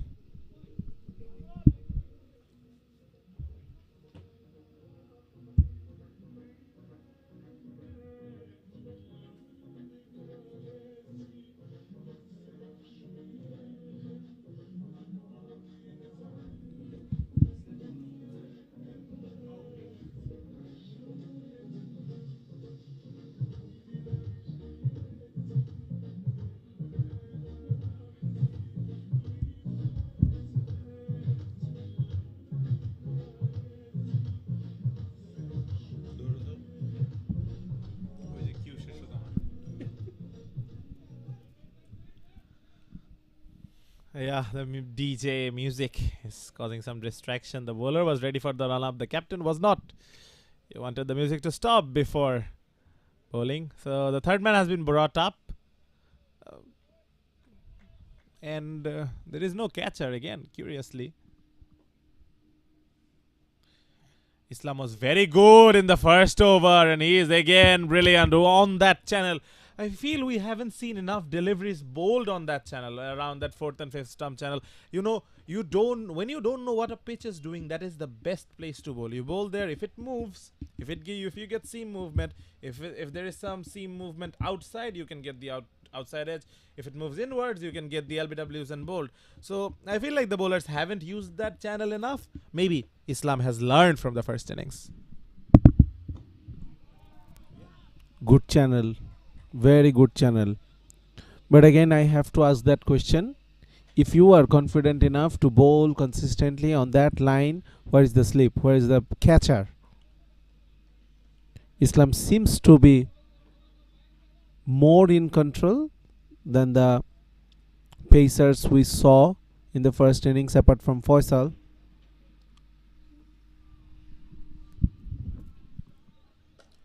Oh, you had to diddle too.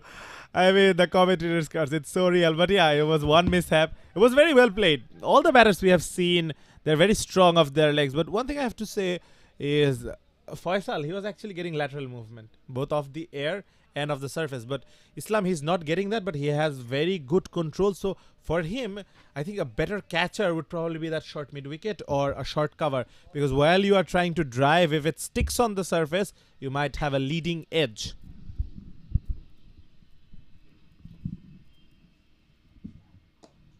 Also in the previous shot, we saw that Musa on that occasion played across the line. It was a cross-batted shot. So that is really an indication that the bowler is not getting any lateral movements. The only thing the batters they need to keep in mind is about the variable bounce. If that ball keeps low, then playing across the line will be a problem. Good ball, very good ball. Islam is bowling really well.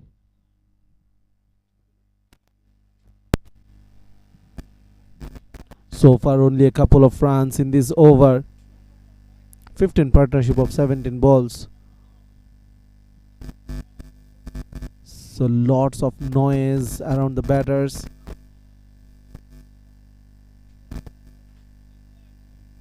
The fielding team. Oh, this time it bounced a bit. Almost had the outside edge. Brilliant over from Islam after 315 for no loss.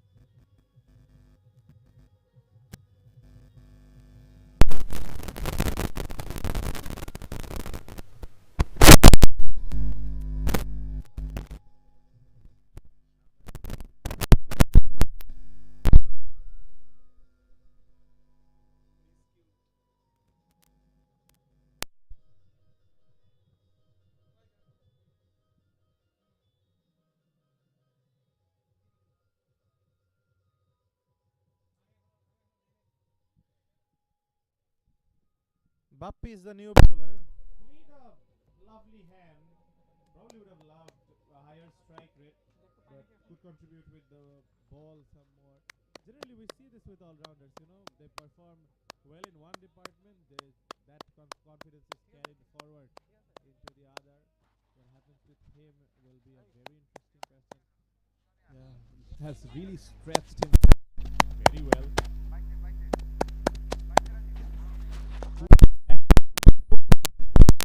Even smoother shot. Graceful. Spears that gap. That fielder at extra cover had no chance. I think this is probably, I mean, it's a small inning, but short of the innings so far, definitely.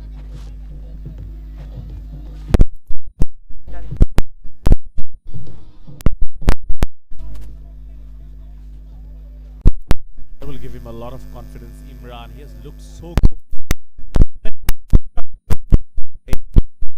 Imran, very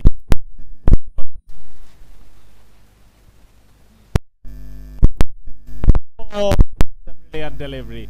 What a comeback. This is a very good battle. The action looks very smooth from Bappi.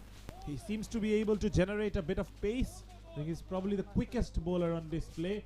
And very short and skiddy. Reminds me a bit of Fiddle and no, not that tall. Doesn't get a lot of bounce, but can really get quickly to you. Oh, that's a rank half volley. But half volleys can get you wickets as well. Well, he was up for the drive. Did not find the gap. Finds the fielder to find his way to the pavilion. Imran, after a lovely knock, a small knock, goes out for just 8. And at 19, Dhaka Counsels lose their first wicket.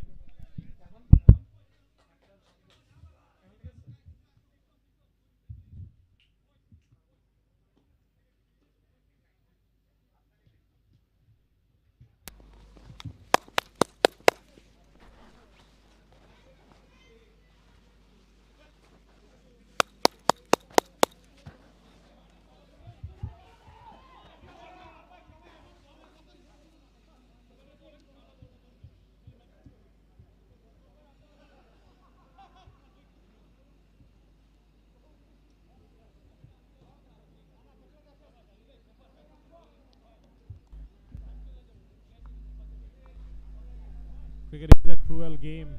Sometimes you can play the best looking shot and you can get out to the pavilion, and that is exactly what happened. Wow, he would be very disappointed. I mean, he was looking so good. Imran played some lovely drives. This one was very well played as well. Right of the middle. The timing looked good. Everything looked good. Apart from the placement, it was straight onto the hands. Yeah, cricket is cruel. Sometimes you don't get what you deserve, but eventually everything equals out. Well, what a start from Bappi. He looks very quick. He looks very sharp. And that dismissal was brought about a pace more than anything. You know, you looked at that extra bit of pace. That drive, he probably could not pick his spot as he would have had there been a bowler. Very smart from a bowling point of view. But yeah, it's more than it's just bad luck. But yeah, placement is part of. I would argue that if it's not well placed, it's not a good shot. But yeah, it was very aesthetic, if I say the least. New batsman Faisal, oh, he's an all-rounder. So, played very well, bowled very well, and the power play now has a responsibility to bat in the power play. Oh, no. That was frustration. We see the long off fielder expressing his frustration at the bowler as well. That was not needed. You don't have that many deliveries in T20 cricket. If you bowl a few wides, that really dampens the spirit.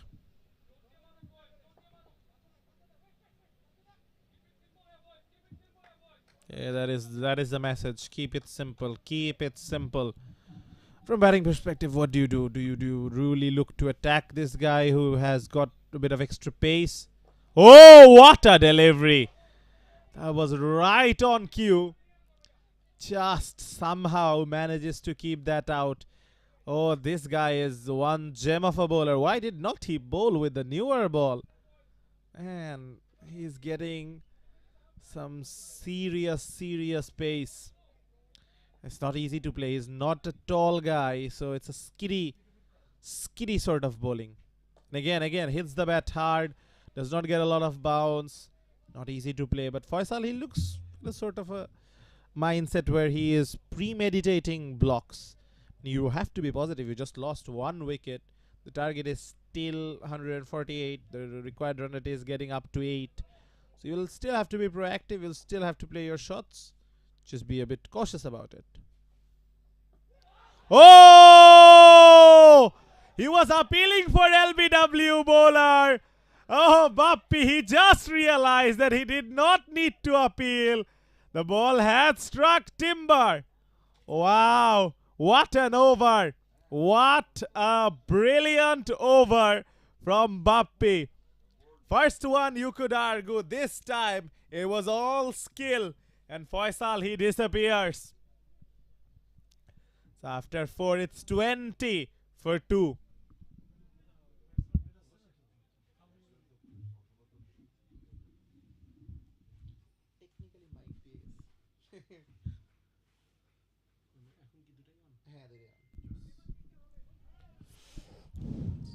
So brilliant start from Bappi. 1 over, 5 runs, 2 wickets. And Dhaka Councils, they are really, really in danger now. 20 for 2 after 4. Faisal could not be as effective as he was with the ball.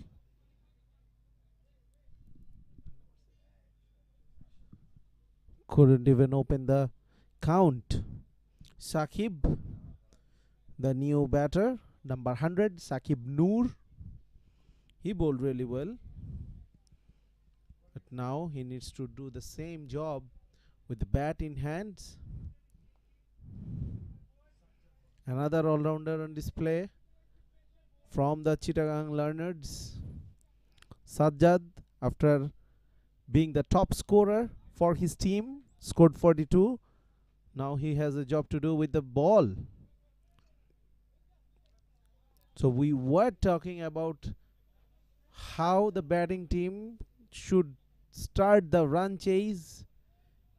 Definitely this is not how they wanted to start. And now they need to pivot. Required run rate up to 8 now. Currently they are scoring at 5 only. Sajjad, right arm medium pace bowler once again. Good ball to start.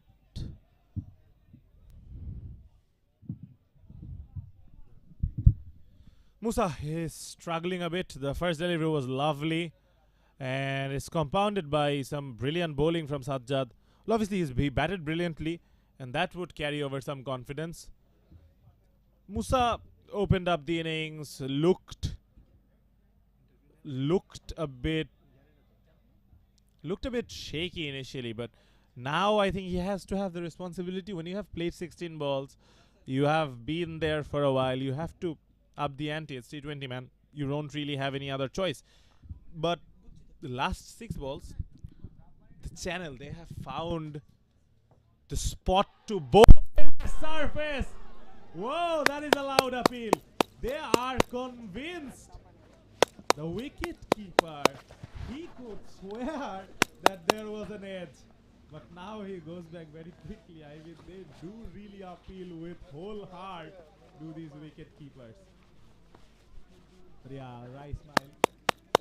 Again, when you look at this channel that they are bowling, suddenly they have found the rhythm. They know where to bowl. That over from Bappi has really changed the complexion of the game. Is that a chance? No. That falls short. But yeah, it's all happening. Match किस किस team का और Chittagong Sajjad, so far he has been tight, he has been accurate, he hasn't given anything away. Nothing fancy, hasn't tried to bowl any extravagant deliveries. It's been all measured. And from what we have seen from the two batters, Noor is just come to the face delivery.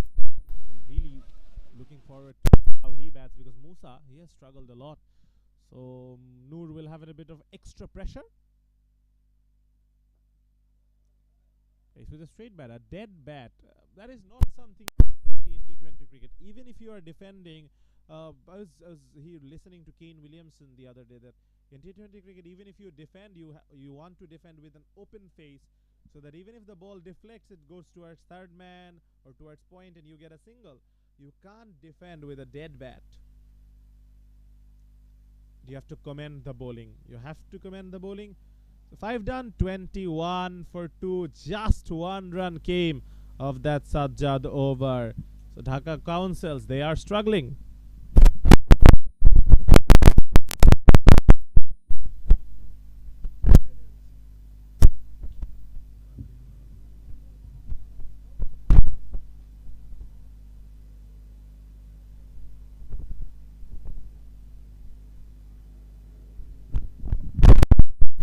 So another tight over from Sajjad, conceding only one. Dhaka Counsels 21 for 2 after 5 overs. At this stage, Chittagong learners, they were cruising along. 4.2 the current run rate. They need to be a bit more proactive. So Bappi, he picked up a couple of wickets in his first over. He will continue. Big appeal, big appeal, big appeal, and the dreaded finger is up. That's the 3rd wicket for Bappi. That's the 3rd wicket for Dhaka Council. Once again, Musa tried to go across the line, and his innings were going nowhere. 9 of 19 deliveries. Look at that. Skidded through, was coming back towards the off stump.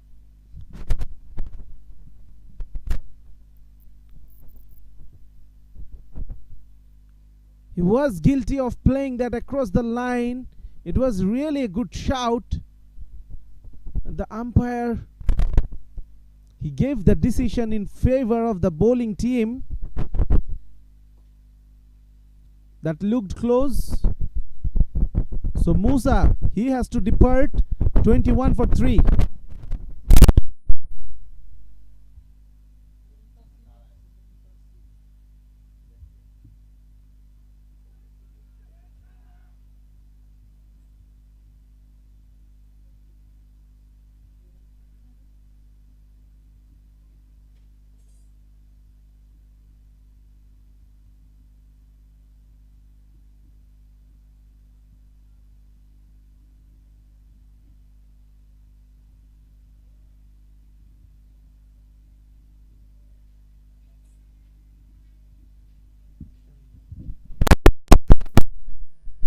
Well, promptly, of course, chatter is on it.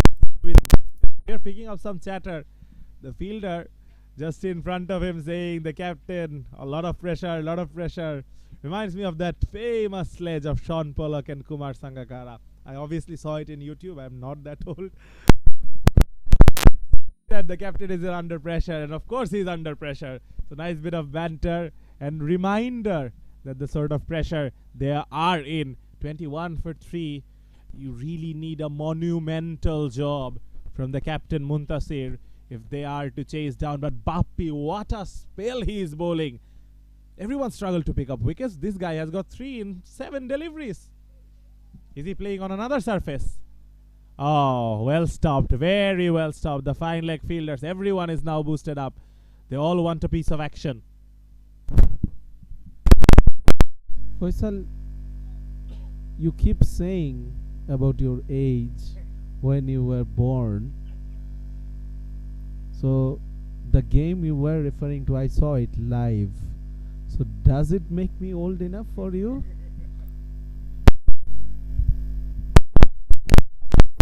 Oh, I'm not going to comment about older age.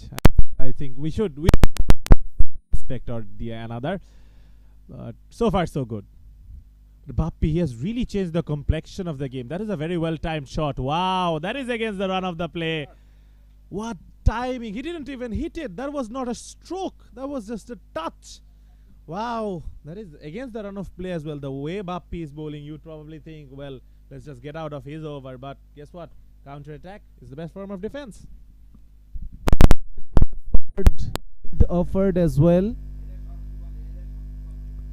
Good effort by the fielder. He chased it till the last moment. But yes, it was a very good shot played by Noor. So very welcome boundary for the batting side. Good comeback. Good from Dhaka Councils in this over after losing that wicket. Noor, he has looked comfortable. Hasn't really faced a lot of deliveries, but seems to have that natural timing about him. Some batsmen, you know, they just have that. The ball flies off a bit slightly quicker. He's one of those. Just like that, you know, again, very well placed. It's a single. He has that ability. The challenge would be to continue that. Now, my question to you: do you bowl Bappy another over after this? You have, obviously, you want the death bowling concept and all that, but are you intrigued to bowl another? He must. He must continue with Bappy at least for one more over. Quick single. So end of the power play, which completely belongs to Chittagong Learners. 28 for 3.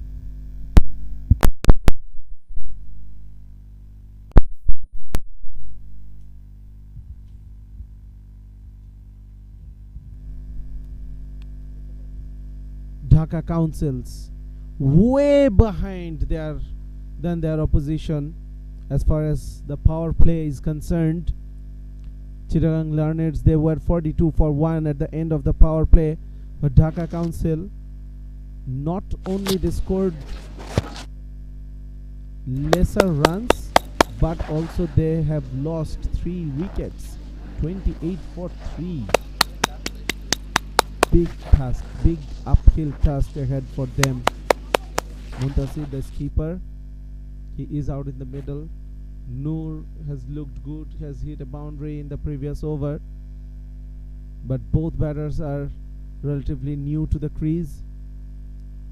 Sajjad will continue, bowled a tight first over, went for only a single.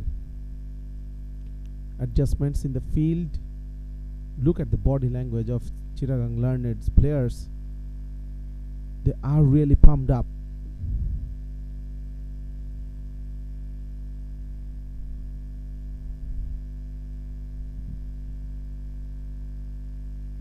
Played with softer with an open will be a single. Yeah, they have on time quite a bit to carry them a long way. We saw that partnership between Nabil and Sajjad in the previous innings. They would need something even more than that, I guess, because they have lost early wickets. And we were discussing, you know, that approach in the power play of do you go hard or do you aim for a bit more solidity. I think they have done neither, surprisingly. They haven't really gone hard. And it's not like they lost the wickets trying to go for shots. It was just brilliant bowling. Yes, that one wicket, the first wicket, it was actually a brilliant drive. Just found the fielder. You can say that. But the other two, they were done defending. In T20 cricket, getting out defending, that is close to unacceptable. But you have to give credit to where it's due, and the bowling has been accurate. Well, and promptly the bowling is not accurate anymore. Lovely shot, very well picked up and very well placed. This is what was lacking, the placement. It makes such a difference. And Noor, and suddenly he looks a good player. See the difference of intents between Noor and the other players on display so far. Noor, he is willing to take the attack to the bowlers. He is willing to punish the loose deliveries. In the previous over as well, we saw a short ball with he picked up a boundary. Now through the leg side, once again he went at it. It kept a bit low, but this is good positive cricket from Sajjad. Wickets are tumbling around, so you cannot take too much of time, because chasing on this kind of surface is never easy. So even if you don't have a good start, maybe strike rotation, 5 runs, 6 runs and over from here on, and maybe the odd boundary once again. Muntasir, he wanted the single, but it was not available. So good early call from Noor. So Faisal, currently they need to consolidate this innings and they need to pick up 5-6 runs and maybe odd boundaries here and there till the next 4 and 5 overs, and then look forward to the bigger shots.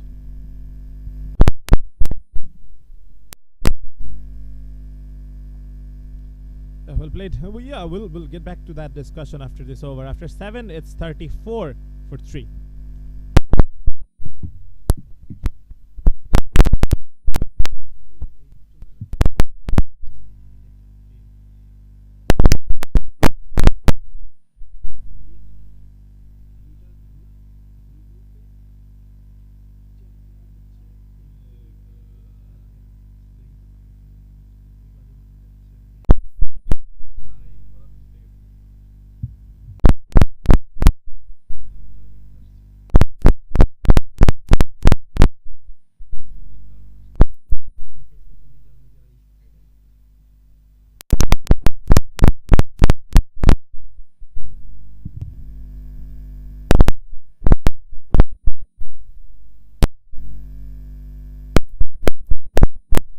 About the approach and how should they bat the consolidation and then maybe go for it. Yes, of course, that is how you normally think, but cricket is not played, unfortunately, in an ideal world. But I think I personally love the Ricky Ponting mindset. He famously said that how you bat does not depend on the format, it depends on the mindset. If I'm seeing a ball, the first thing I'm thinking is, can I hit it for a 6? If not, can I hit it for a 4? If not, can I hit it for a 2? If not, can I hit it for a single? If none of them, then I can hit it, maybe block it. But the difference between formats is the that I consider a boundary hitting ball different in Test cricket. So in that, yes, you always have to score and think about scoring, but maybe that safety blanket you expand a bit. Maybe a 50-50 ball that you would have cut, you probably don't play that aggressive shot, you play a safer shot. Always you have to be ready to punish the loose balls, because the moment you are in a shell, the bowlers get back on top. Oh, well played. No problem. That was a delivery that he probably profited. He probably could have profited a bit more. When you look at the batting from Noor, I think he looks a natural timer, doesn't he? But as Muntasir, what is probably going on in his mind, you know? He's just come in, the team is under pressure. As a captain, does that put you under a bit more pressure even when you are batting? Well, with the tag of captain on, it does put you under some pressure, but Muntasir has done well so far. Played 4 deliveries, picked singles of each of them, and that is the requirement of this hour. Good batting from Noor as well.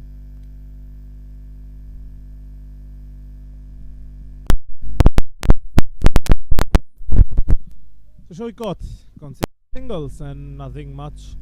So far so good from a bowling perspective. 37 and for 3. They're firmly on top. Doesn't really need to do anything out of the ordinary, the bowling side. All they need to do is keep the screws tight, and that is exactly what they do. Muntasir, that extra bit of burden that we were talking about, it really seems to be weighing him down to some extent. He's feeling the pressure. He wants to do something extra, and those 2 deliveries were right there to hit, but it's just that he can't get them away. So yeah, pressure, it really does wonders at times.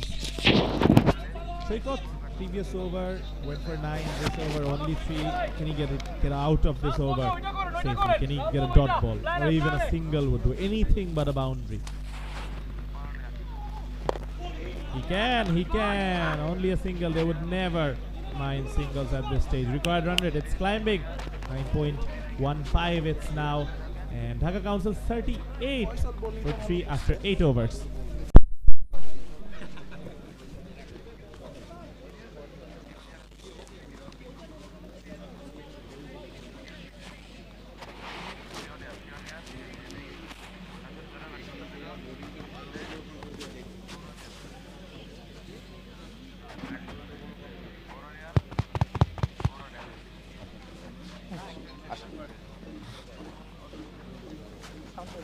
আলামিন এটা আসলে সাউন্ডটা দেখি একবার hello এখন না এখন না অন করে অফ করে দিবো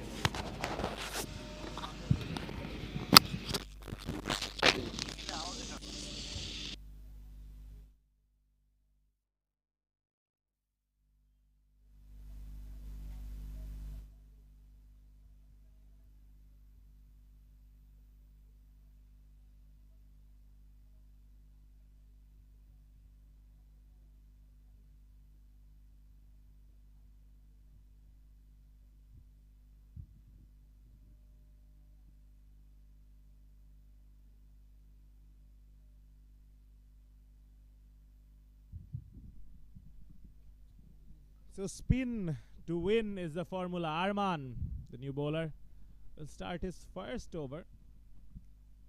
The curious thing to see how the two right-handers will play off spin. They haven't really been overly attacking so far.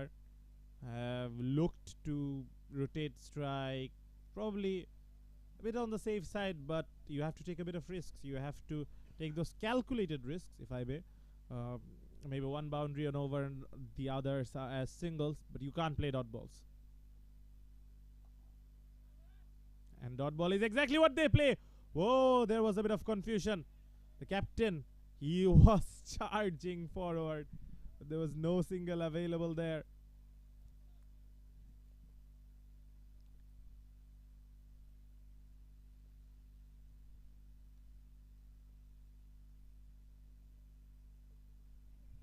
It's very interesting what sort of thought process the bowler is going through. Obviously, his team is on top. He wants to dominate.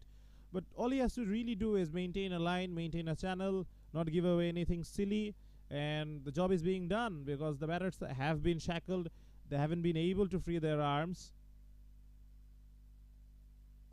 And there, it doesn't really need anything. He hasn't really needed any variation, hasn't really needed to do anything special. All he has to do is bowl a channel, keep that tight line, and not give away anything silly. And the batters, they have to create something. They have to make a shot because the run rate is climbing and batting is not getting any easier. Oh, a dead bat defense. That's not something you want to see. Got them a single. Oh, he wants a couple. Oh, there was an opportunity for a single. I mean, the throw was lackluster. He had enough time to cross over. Yeah, the captain, when the captain says no, you generally stick to your captain's call.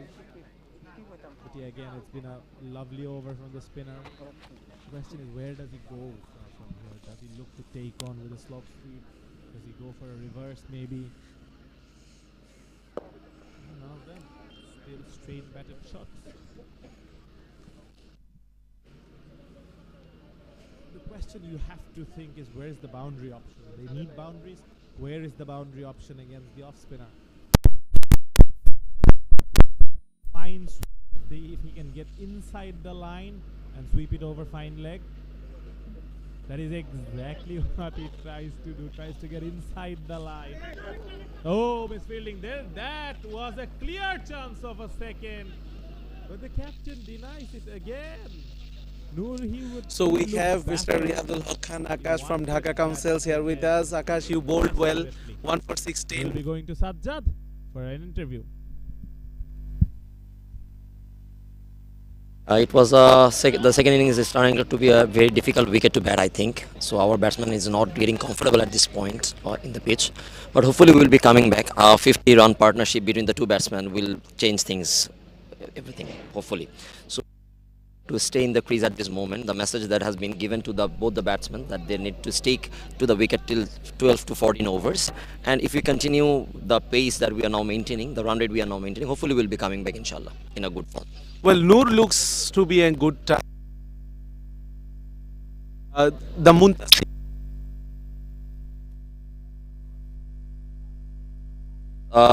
With the message we have given to them that our captain Muntasir will be playing for singles.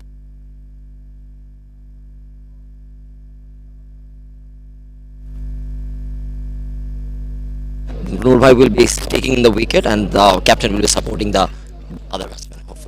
Okay, thank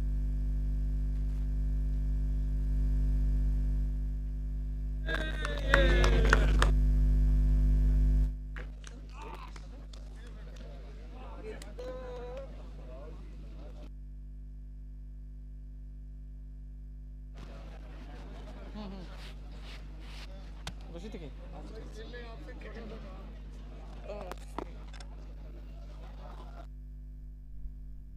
So yeah, we are back from the interview. Wonderful to hear from Sajjad. Hear the original thoughts of the players involved. Dhaka Councils, they are trotting along to say the best.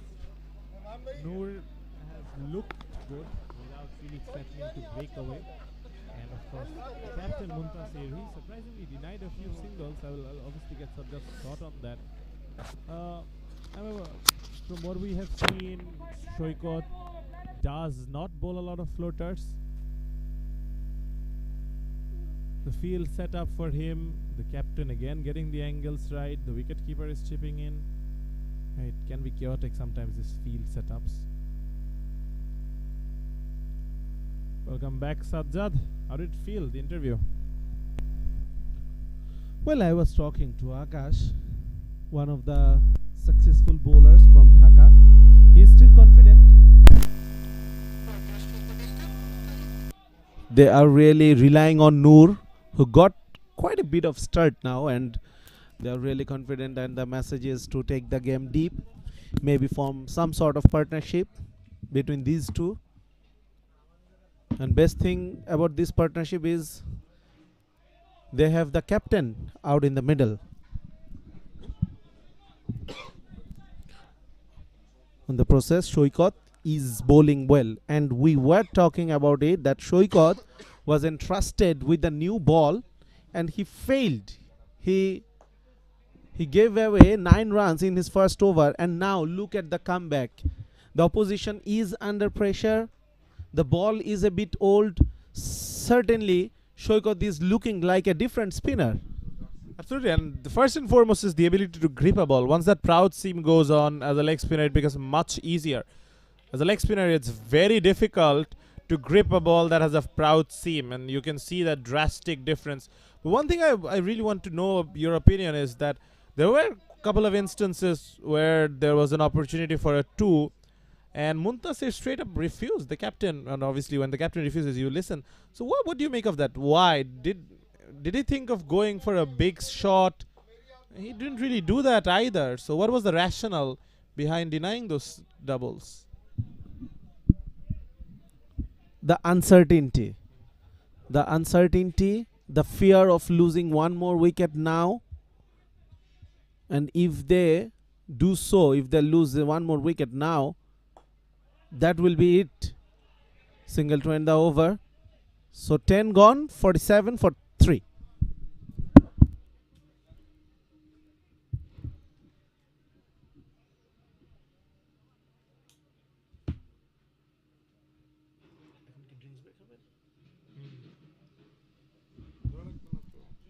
So the players will enjoy some refreshments out there, and we will be back right away.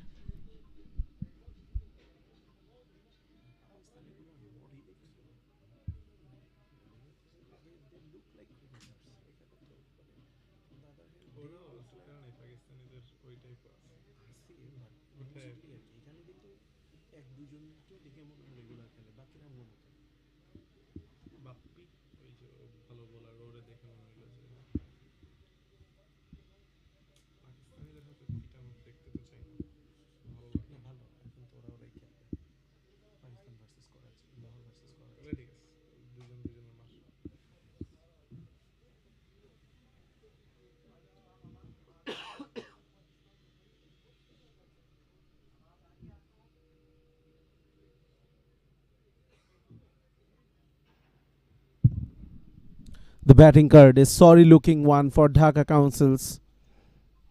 Still 101 runs to be scored to win this game. The top 3 failed miserably. Musa 9 of 19, Imran 8 of 7 balls, Faisal couldn't even score a run.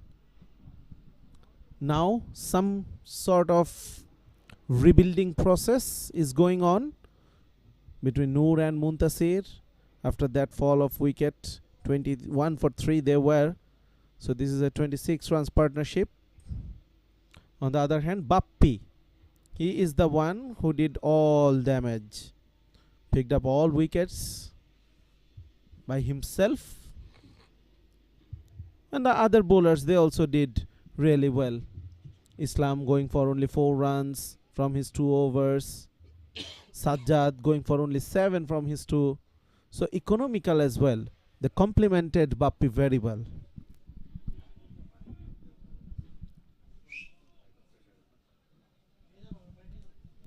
Muntasir, this innings, the longer it goes on at this rate, it will hurt his team even more.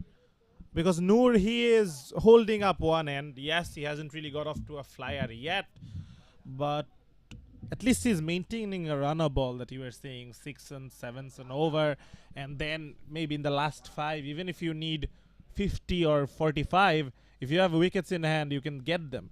But the way Muntasir is batting, I think that is making it really challenging. The captain really don't want to, heap the pressure on a guy who already has the pressure of captaincy, but he has to change something.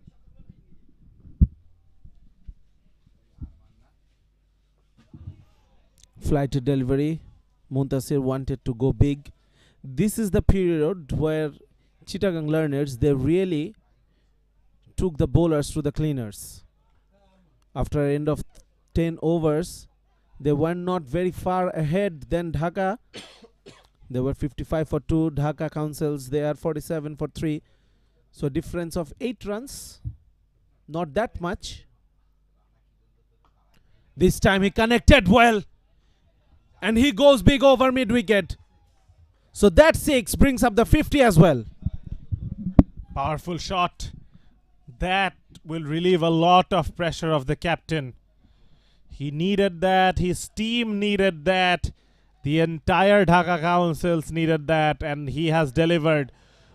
Well, cricket is a game of moments. Cricket is a game of small margins. Could this be the moment that really turns this game for Dhaka Councils to some extent? Arman, he makes sure that nothing such happens. Not easily at least. This is the new template. Off spinner or any finger spinner in general coming around the wicket and bowling that very wide line outside the hitting arc of the batsman again. So if you can execute it, it's a very difficult shot to get away. Whoa, an underarm. The release was quick. But yeah, as I was saying, if you can execute that, it can be very difficult to get away. So how do you counter that as a batsman? When you know that ball is coming, how do you deal with it? Maybe use of feet. Maybe use of crease to put the bowler off rhythm. Though Arman is not looking in rhythm right now. Look at that, once again a wide ball. He's trying to keep the ball away from the right-hander, but he needs to keep in mind about that wide line as well. I think he's trying to stay away from that hitting arc. We saw Muntasir already put one. And that is the arc we are talking about. Could not place it, he would be very disappointed. Was right in that arc. There is a famous saying, if it's in the arc, it's out of the park.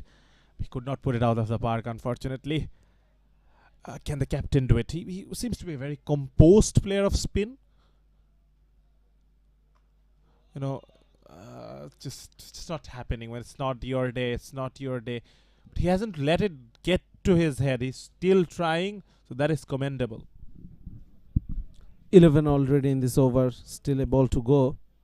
So good start in the second half of the innings for Dhaka Councils.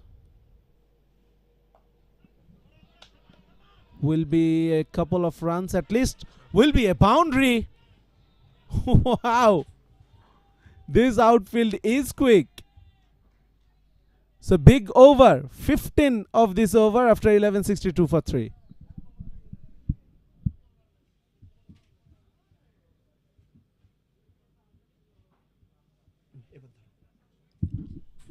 Lovely shot. The timing, we were talking Noor. He's such a sweet timer of the ball. This one, he didn't really hit it hard either. So suddenly that ball is accelerating past 1 over mid wicket. That's 6 from the captain, and now Noor has swept a boundary. So this is the best period to bat that has been established in the previous innings. In this phase between 11 to 15th, they scored 49 with just for losing 1 wicket, and this is the phase they are entering. And in the first over, it yielded 15 runs. So a few of those, and the game could really turn on its head. But what I really like about Noor is that so far he has shown such a calm head. He hasn't really gotten under that sort of cosh when your partner is struggling. The normal consensus is that you try to go too hard, and in the process you lose your wicket. But he has kept his head. He has not lost his head, and that is so important. Yes, you can say that he hasn't scored at a rate of knots, but at the same time, you know the best period of batting is coming up. So if you are there and your captain is there, you can cash in. But again, we were discussing about whether Bappi should be bowled that third over. He was not bowled. Let us remember that. Was that a mistake? Because if he bowled that over and gets rid of Muntasir or Noor, this could be a completely different game. Well, only time will say. Bappi coming back for his third over. He picked all 3 wickets from this very end. He is bowling now from the commentary end. Good looking shot, will be single only. So this is good little period of play for Dhaka Councils. They have lost 3 wickets for 21 runs within the power play. So some partnership on display. Approaching 50. A bit of false start. The batsman was not ready. Something moving in front of the side screen. Yeah. Someone. I was just being polite. Now, my question is, cricket is obviously a game of moments, but it's also a game of strategy. What do you do against Bappi, who is by far and away the best bowler on display? This is his second over. How do you play him? Do you go for and attack him, or do you just play out this over from him? See, this is only the 12th over. So don't look for risky shots against Bappi. He is the bowler who is been really on good rhythm. Fumble in the fielding, so a couple of runs. So I think the fielder were put under pressure by the Dhaka Council's dugout. Well, there are different ways to influence a cricket game. You can do it by bowling, you can do it by fielding, you can do it by batting, and you can do it by doing that, of course.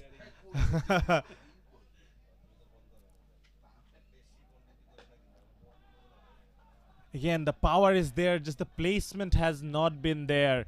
So in his quest to hit the ball too hard, Muntasir has lost a bit of shape, and that probably is why he's not getting the ball into the gap. Well, still I think it is a good approach against Bappi, especially 4 runs, 5 balls in this over. Just see him off. Definitely do not get bogged down on the process. You need to pick up those singles, doubles, keep the scoreboard moving. Don't let the required run rate creep so high that you cannot climb. Well, forget strategy, forget everything, because he has deposited it over long on. Wow, so much for strategy when you can see the ball and hit it hard. 12 done, 73 for 3, and this innings has momentum because that was a fantastic over. Yes, that was in the slot. And good use of the footwork. He really went to the pitch of the ball. It was a half volley. He was able to get underneath the ball and lift it over that long on region. So once again, a very good over. 11 of the 11th over, 15 on that of 11 of the 12th over, 15 from the 11th. So 26 from the last two. Dhaka Councils They are really on the run chase now.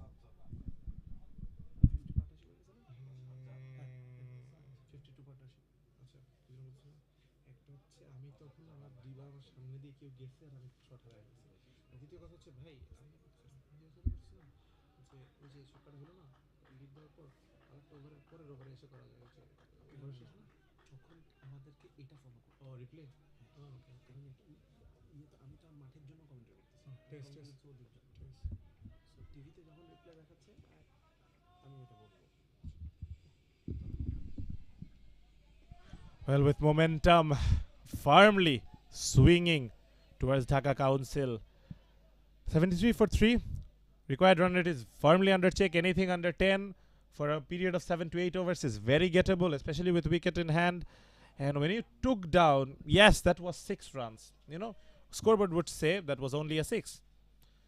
But the psychological impact of that shot, that you hit the opposition's best bowler over his head for a 6, that was a statement. That was something that would really energize the batting side. Absolutely. Initially, seeing Bappy off was the target. But see, those 5 runs from the first 5 balls, that really put Bappy under pressure. And that is why he presented the opportunity of going big in the last ball. It was a rare half volley bowled from him. But on the other hand, Sajjad, he is bowling well. He started well, at least in this over. Clever bowler Sajjad. The 50, the partnership has already been brought up. Has been laboured work, but lovely shot. Beats that fielder at point with ease. You have to play it late and you have to play it fine, which he both did. And that is why I added that extra bit of words up to this point. It was a good over, going really well, only single conceded from the first 3, but then what do? You presented a short outside off stump, and it was an easy picking for Noor, who is really hitting it well. So suddenly the bowler will be under pressure now. Still a good over. Once again, this time he couldn't pierce the gap. Well fielded, making amends for the previous miss. But yeah, same delivery. I mean, some deliveries you just can't understand the rationale of it. There's no one on that area behind square on the offside. So that's really not a delivery you would want to bowl. Again, room outside off stump. Again, driven. This time not into the gap, but they wanted single. Oh! Oh, there was miscommunication. The throw went to the wrong end. It could have been disastrous, but it was not. 13 done, 80 for 3.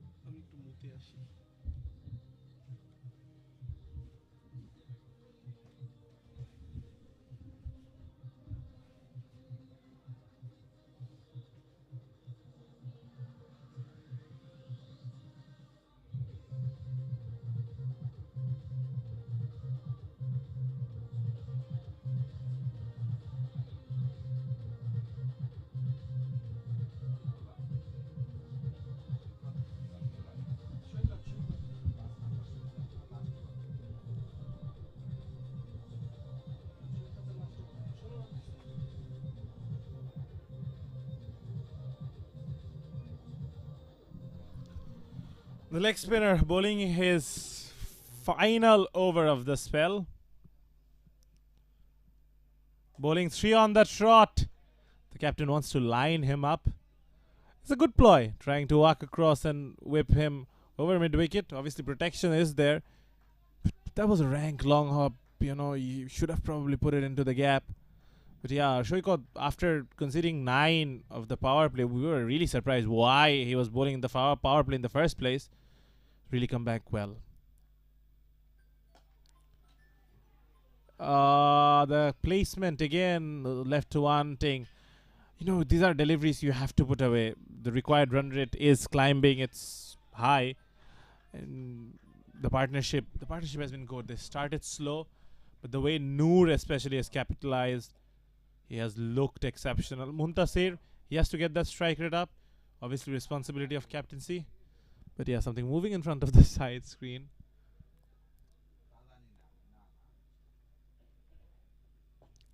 Oh, I thought that was an opportunity for a stumping, but very late deflection from the captain. Do you call it error of judgment because he left too early, or do you call it smart decision because he took the edge and saved himself for stumping? That is on you. Well played. The field placement has been good. The mid-wicket fielder, the long-on fielder, square leg fielder, long-off fielder, and a extra cover fielder. So no one behind square either side of the wicket. So I think the sweep could be a very good option. Or you can do that. But again, it's a high-risk shot for a single. That's the problem. You know, against a wrist spinner, it's not easy to hit against the turn. And you are hitting against the turn, and only for a single, that is not really risk versus reward.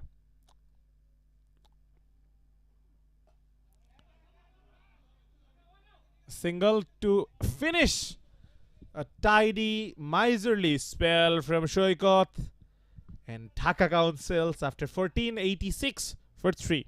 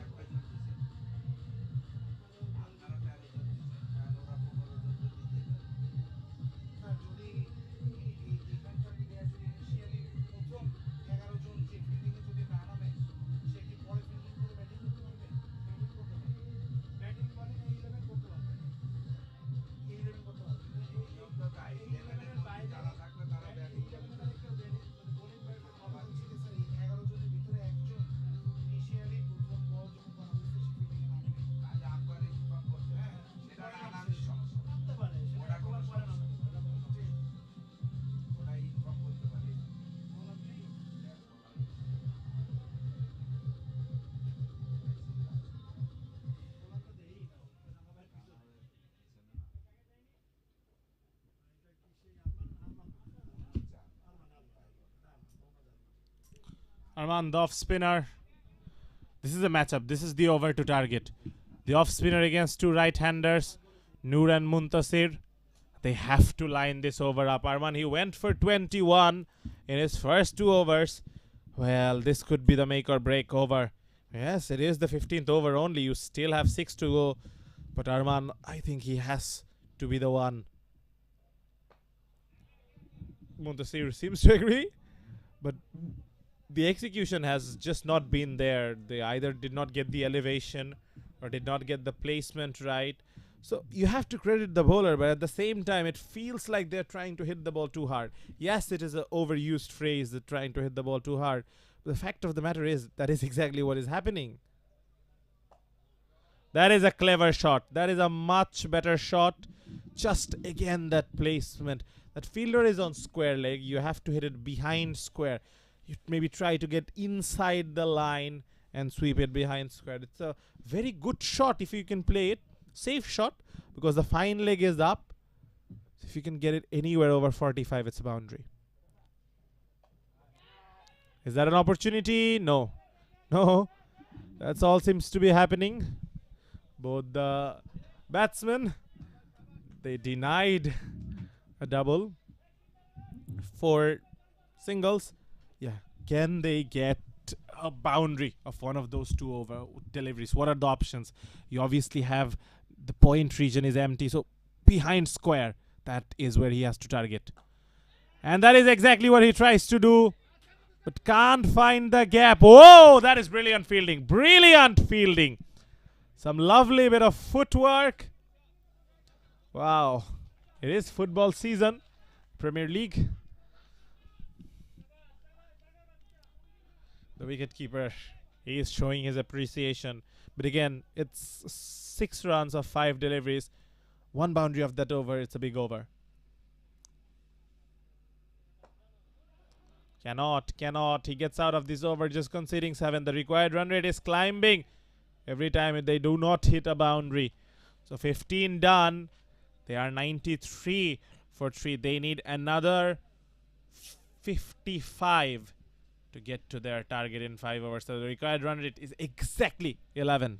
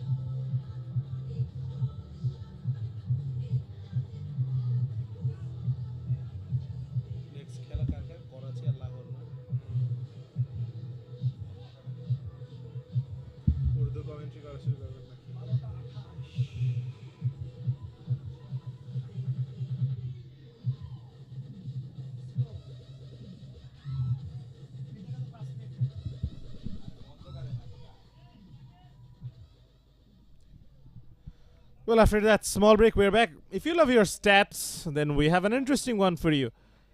After the first 5 overs, Dhaka were 21 for 2. And Chittagong were 33 for 1. And how much is the difference now? They are 93 versus 104. The difference is 11. There is your difference. That first 5 overs has made a massive, massive difference. So far, Sajjad has been one of the better bowlers. I was, in the previous over talking about targeting a particular bowler. They have to get one big over of someone. The modern mindset is previously when we used to see batting, one concept was if you hit a boundary, next ball get a single. The modern mindset is very different. And the result is no different at all. That fielder at fine leg gobbles one up. And Noor, the Noor of this innings, the flag bearer, he has to depart. Well, the shot was on with the fine leg up in the circle, but he had no pace to work with whatsoever from Sajjad. And you were talking about it, that Sajjad, being the intelligent bowler he is, he picks up the 4th wicket and a much needed breakthrough. This was a good partnership, 72 run partnership between these two. Look at that, the fine leg was up in the circle, so really had he hit it a bit better, maybe over the head of that fielder, there was a boundary available. But unfortunately, he couldn't hit it any better. Yes, the execution reminds me of that infamous Misbah-ul Haq scoop. He gets that over the fielder at fine leg, he's a hero. Does not get it, the villain of the country. So it's all about execution, no faulting the intent. This was a very clever option, just the execution. And you have to give credit to the bowler. He did not give any pace to work with. You can't scoop a slower ball that easily. It takes some serious skill, and in a slowish surface, not easy. So Sajjad, all credit to him. Well played, and gets off the mark. But Muntasir, how much more responsibility is on him now? Yes, Shubho joins him, who bowled a brilliant spell earlier today. So this is now getting really difficult for Dhaka Counsels with that final wicket. Lifts it. One bounce towards the fielder. So Muntasir is trying to go big. But what brilliant bowling by Sajjad. Yes, bowling according to the surface. You read the surface. That is exactly what he has done. He has understood what the surface demands and delivered it accordingly. Supply and demand, if you would like. Is that an opportunity for a 2? Yes, there is a definite opportunity for a 2. And a confusion. The captain, he has been involved with. Oh, is there an appeal for an obstruction of field? I don't think the umpires are going to seriously consider that, but it looked like it. He was really in the middle of nowhere. I think more than an appeal, he was trying to put the batter under more pressure. Let's see, we are really into this game. Good connection, but will be a single only. Good work, really good work. A couple of runs. Is that a run out? Yes, it is. A late decision to go for the second run. And that really resulted in that run out. Once again, Muntasir involved in a miscommunication. The captain. What a late decision that was. Disaster for Dhaka Council. 5 down for 96. Well, Shubho got to face 2 deliveries. I think he walked for more times than he was actually in the crease, considering all the running he had to do. But yeah, wow, this game, it is swinging like a pendulum. But that was the moment. I think obviously every game has one moment, and that moment of that scoop shot from Noor, it was the moment. Yes, Muntasir, as long as he is there, you can still hope, but I think he would be feeling down mentally as well. Now the new batsman, you are Muntasir, what are you thinking? Do I start going all guns blazing, Hail Mary, forget everything else? You have to. From this point, no point of just putting dead bat through the ball or maybe looking for singles only. Yes, singles are still important, but you have to go now all guns blazing. 51 required of 24 deliveries. So the required run rate is well over 12 from this point of time, and it seems Muntasir is the only one who now holds the key for Dhaka Council. And what a spell of bowling from Sajjad. 1 for 18 from his 4 overs. In the last over, considered only 3 runs, 1 wicket, 1 through run out. Brilliant. And that is how you exert pressure on the opposition. Very good comeback from the Chittagong Learners team. Arman is coming on to bowl. I'm very surprised by this. Bappi obviously has 1 over left. And Muntasir, he is the last probably batsman who can really take this game away from you. Did you expect Bappi in this over? Arman, he's been their most expensive bowler. You have just got the momentum in control. You have to go for the juggler. Well, I guess we can see Bappi in the very next over. So you still have to bowl 1 more over. You have to pick a bowler for that extra over remaining. So why not? This is the over, especially with the new batter on strike. Even Arman goes for a few in this over. There will be enough time to make a comeback. I get your point. Go for the kill. But they have runs on board. And Arman is still there. Yes, of course. That is one way of looking at, a glass half full. But one thing you have to understand from my point of view is that it's always better to stay ahead of the game. If Bappi bowls a 2 runs over right now, the game is basically done and dusted. So, yes, obviously he went with the more traditional approach, I guess. A no ball. Wow, wow, wow. Oh, Arman. Could that be a turnaround? Well, unfortunately, the local cricket, the gully cricket, it could have been a dead ball. But this is not gully cricket. Free hit. Goes big. Good recovery by Arman. 100 is on the board.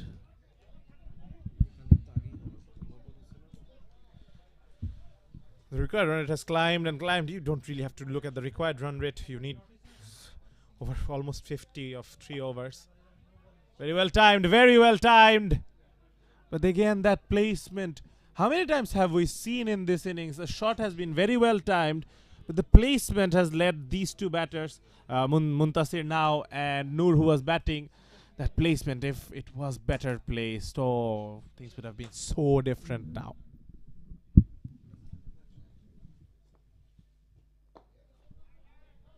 Once again, good bowling.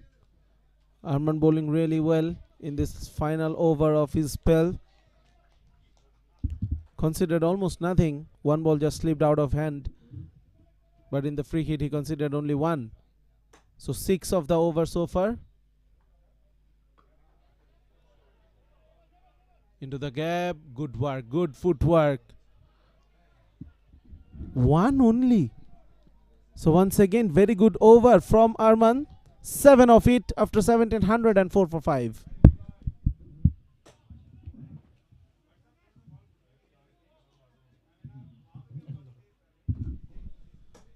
That shot, we were talking about that placement. If it was better placed, but it was actually well placed. The footwork, it's lovely. The fielding, well, you are coached to stop balls with your hands.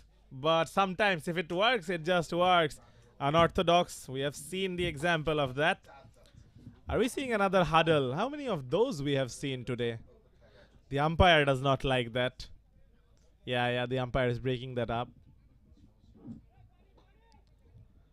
And we'll be probably going for another short drinks break.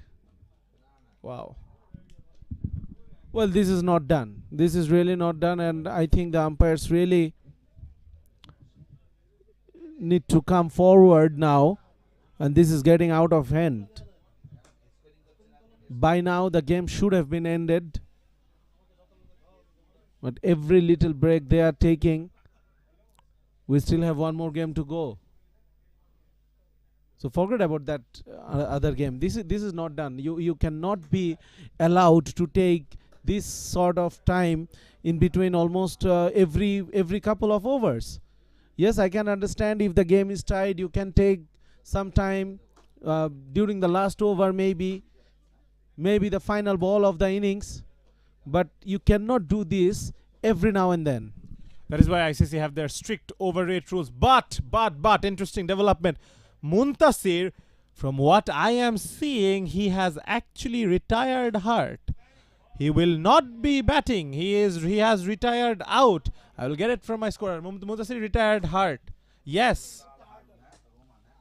Yes, that is exactly what happened. Wow, that is some development. It is a brave call, first of all. I have to give it to him. It was just not getting onto the middle of the bat, so he decides to walk away. Of course, he loses his wicket, but he puts the need of the team first. As a captain, sometimes those are ways you can be a leader as well. Well, I'm not really sure whether this will be a good move or not, because Muntasir, he was set. Yes, he was struggling to time the ball. 32 of 35. But this is not a surface where a new batter can come and go big straight away. So you need to have that set batter out in the middle, and maybe Muazzam could go big. So interesting development.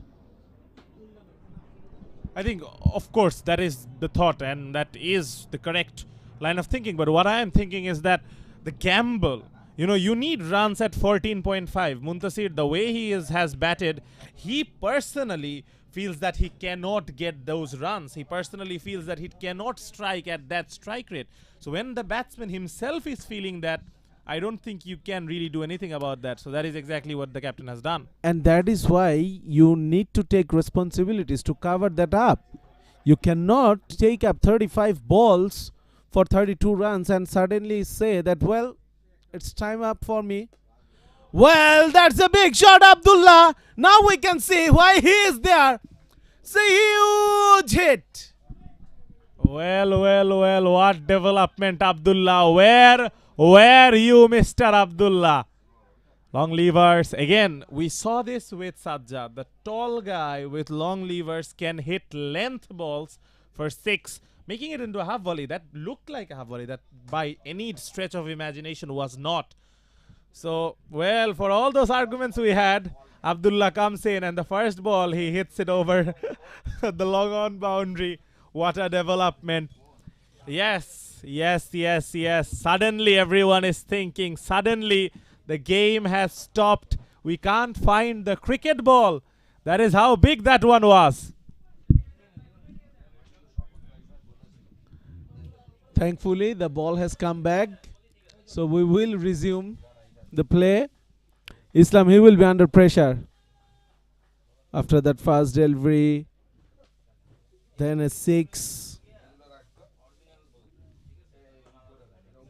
In fact, that was the first delivery. Muntasir. Oh, that came back well.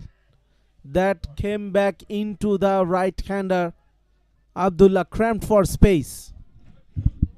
Yes, Abdullah already hit a 6, but of course the talking point of this game will be that retired hurt. Yes, I think one thing that I can really say is that the theory that comes to mind weirdly is sunk cost fallacy.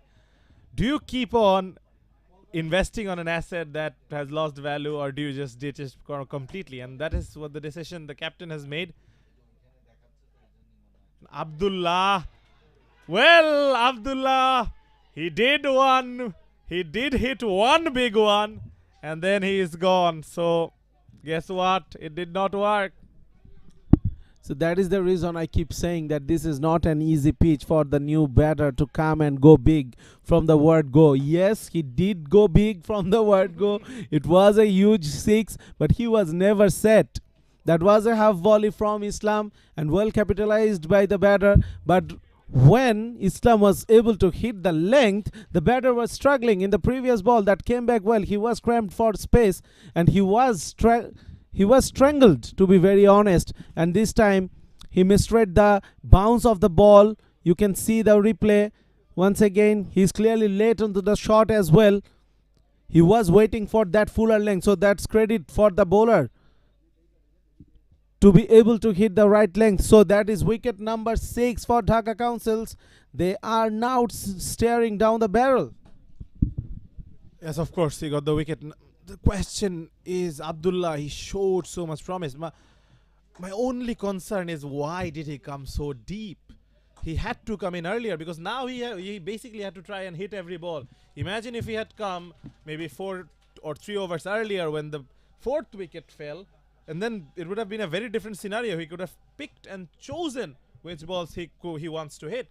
So yes, strategies, moments, those are what determines a cricket game. And so far, Dhaka have been on the receiving end of those. But a bit of fortune for the new batter, Akash. Well, it's the trend. New batter comes in, he hits a boundary. Well, I don't think that should worry much about the bowler. Shouldn't be worried about that. Yes, 10 runs of the over, but the required run rate is even higher. Looking for the big shot over mid-wicket area. That ball kept low, inside edge, evading the fielder at short, fine leg. Wait for a boundary. So eventful over. 10 of it. They need to go big. 2 balls yet to come. So Akash, if now he can hit a 4 or 6, now that will be speaking in favor of the batting side. Once again, slight delay. Changing fields almost every ball. Akash, he bowled well. 1 for 16 from his 2 overs. He goes big. He goes big. The fielder will come underneath, but couldn't reach on time. So a single. Yeah, you said eventful. Understatement. I mean, so much has happened in this over. There was the umpires trying to intervene with those slow huddles, and then obviously there was a retired hard, then the first ball 6 and a wicket, and then another first ball boundary. Now there was almost an opportunity. Only cricket, such things happen. I think, Faisal, that retirement decision also came late. The hurdle was there for quite some time, and suddenly we saw that Muntasir walking out of the crease. Yeah, we can only speculate what they were actually discussing about. 18 done. 115 for 6. They still need 33 from the next 2.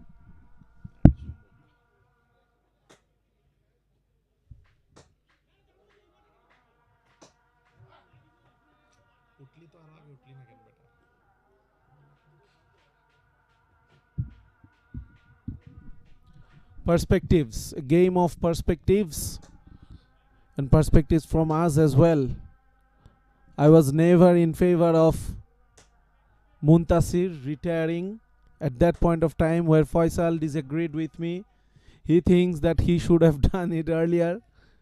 Well, if he did it earlier, then I would have been saying that, okay, you are not getting it, you are not getting the middle part of the bat, so it's okay, come out. But when you have played 35 balls, you have taken 35 balls, that's almost 6 overs for 32 runs, and you are chasing 148. Now it's your responsibility to finish it, because otherwise you are putting the next batter under more pressure, who is expected of doing the big hitting. But this is not very easy for the new batter out there to come and go big. So Bappi, change of ends for him. He is bowling the penultimate over. Already picked up 3 wickets. He put the early nails in the coffin. Picked up 3 wickets in the power play. Man of the match so far. If Chittagong wins this, I think my man of the match, definitely. Oh, good shot. Very well played. But again, either they have placed it well and haven't timed it, or they have timed it well and haven't placed it. It's such a dilemma. And I mean, in any other day, so many good shots went to the fielders. Any other day, they go to the gaps and it's a completely different ball game. But yeah, cricket. It is cricket. Oh, what a delivery. Pinpoint. Nothing you can do about that. It's the most difficult delivery to bowl and the most difficult delivery to get away. Brilliant. Brilliant from Bappi. He was hit for a 6 in the previous over. He bowled the last one of his third. But that really didn't ruin the rhythm. He is in today from the word go. Already picked up 3 wickets. Does he go for the catch? Oh, yes. Wow, wow. Running forward. The ball was swiveling in the air. It's never easy to take those catches. But he does complete that catch. And statistically, and in any way, I think this match is now almost a foregone conclusion.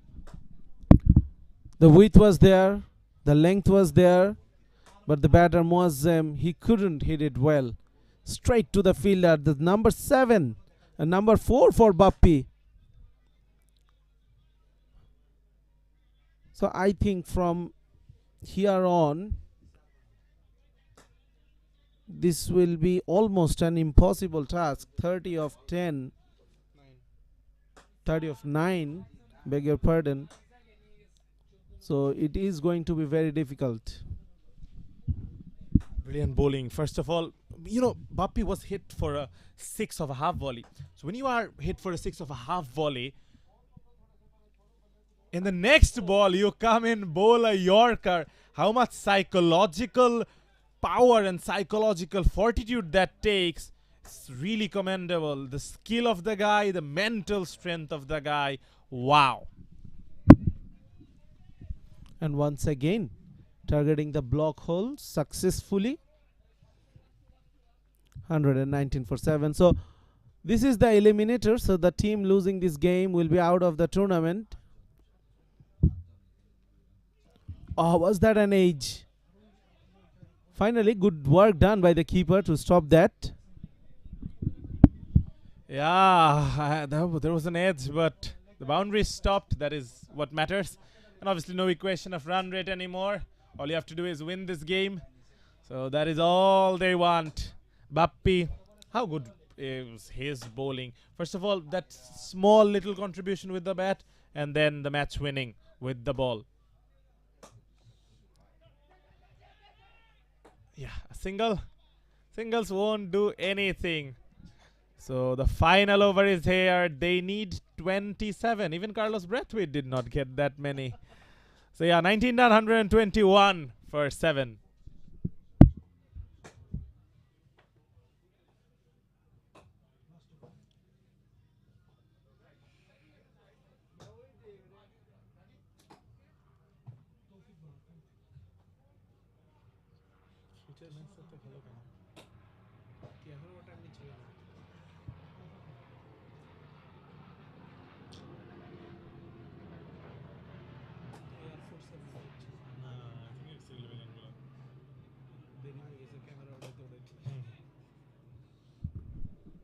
Hundred and 21 for 7 after 19, so 27 required of the last over.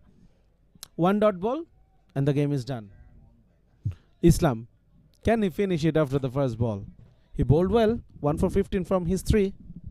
Well, 1 dot ball 5-6, you can still win, you know. But yeah, mathematics versus reality. Does one better. You wanted a dot ball, he gets a bowled. What a delivery, and deserved it. Islam bowled very well. I think he deserved a few wickets. Has been a lovely display from Chittagong. They were in a hole early, the power play, only 33. We felt like the middle overs, they were not going anywhere. 54-2, 55 for 2. But that is some delivery. He played over it, surprisingly. Was that one of those in-dippers the pace bowlers bowl?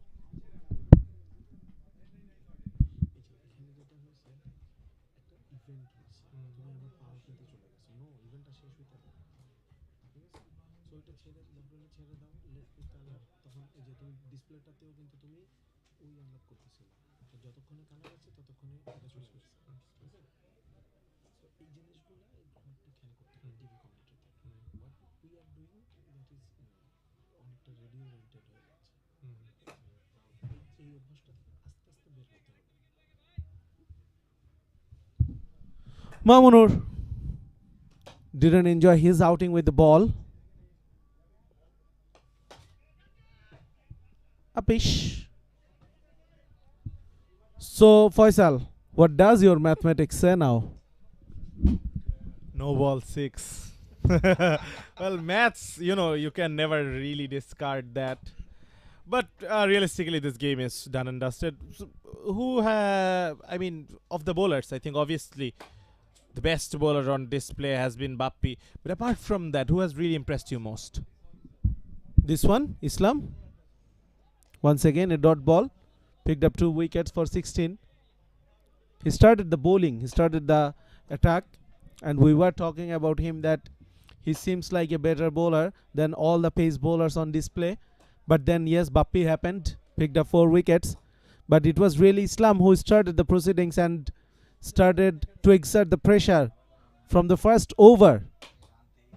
We were talking about that 148 runs on the surface will never be easy. That is exactly what we have found out. Well played. But as we have seen so many times throughout this innings, not well placed. One thing though that really has caught my mind is that moments. We constantly talk about the moments. If we will look in hindsight, this was probably the moment that game was lost. This was probably the moment was that game was lost. What do you think was that one moment, if you had to pick out in this game, that game really turned towards Chittagong? A couple of moments probably. Top edge should be a catch. Yes, it is. So number 9 it is. Number 3 for Islam. So they are finishing it clinically. So I think it will be the end of the game. Muntasir, he retired earlier. Yes, that is the game.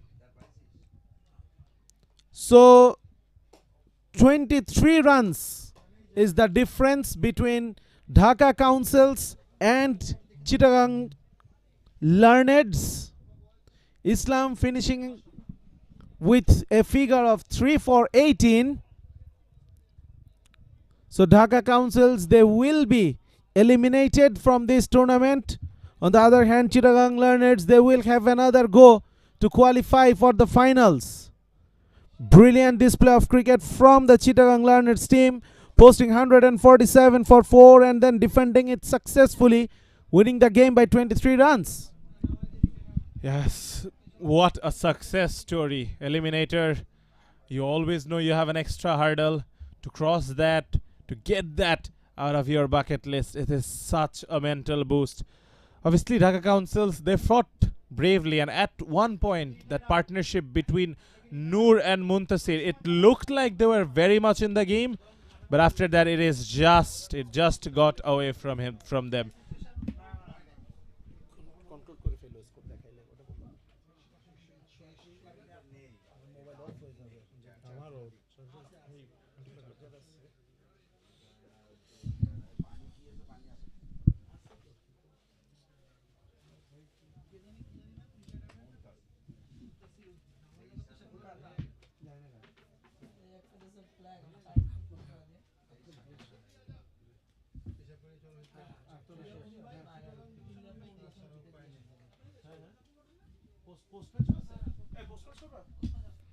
Musa, well, he started 9 of 19. Imran, he scored 8 of 7. Faisal, well, Adak. Noor, he looked good, 39 for 3, 39 of 33. Muntasir, he was retired out, a much debated discussion. And Shubha, obviously, none of the other batters actually got to a double digit. Only Akash with a few late blows. But to be honest, the game was done and dusted when that unfortunate scoop was caught in the fine leg. And Noor, his dismissal was the real nail in the coffin, and the rest was formality.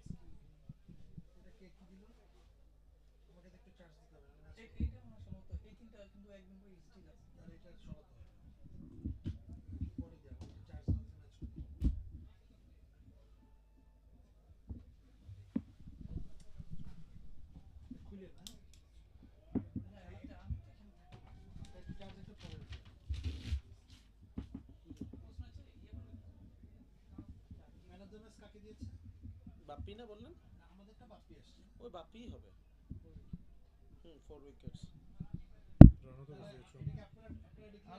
হ্যাঁ হ্যাঁ হ্যাঁ বাপ্পি হ্যাঁ confirm করে দেন Bappi score card তো দেখাচ্ছে আর একটু বাকি আছে তো আই থিংক কনফার্ম করে দেন বাপ্পি বোলিং কার্ড দেখাবে না সেটা দেখেন কি ইয়ার কার্ড দেখাও বোলিং কার্ড শুধু ব্যাটিং কার্ড দেখাচ্ছে হ্যাঁ শুনছি আলামিন কে কথা বলে কে না আপনি ইয়েটা আজকে একটু করেন মানে ওই কি বলে প্রেজেন্ট্রিস সব সমস্যা নেই no problem 1 by 23 runs. Bowling card, well, it's all wonderful figures for everyone. Sajjad, he was the most economical, but it was Bappi who did all the damage. 28 he conceded, but he took out the top order, 3 in the power play, and then came back with a late wicket. The only one who was expensive, Arman, 8.75. But other than that, Shoikot, Islam, everyone was very well. Very, very good bowling display from the entire bowling lineup. And Chittagong Learneds, they won this game by 23 runs. And we now have the result of the eliminator. And now, in a very short period, we will be with you for the qualifier 1. Dhaka Counsels হচ্ছে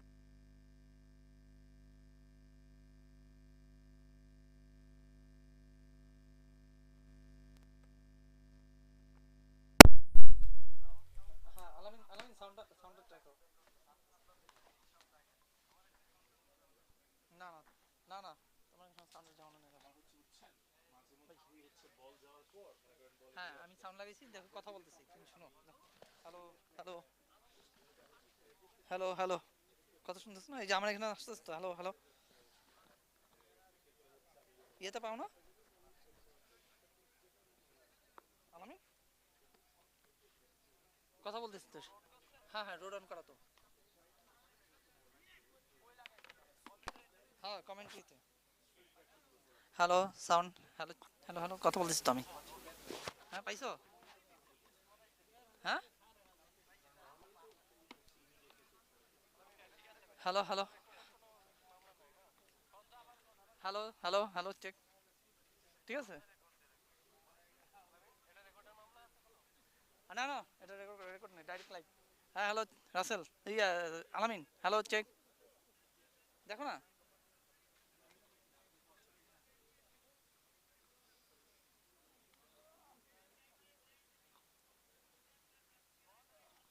hello hello check hello ঠিক আছে হ্যাঁ hello check আলামিন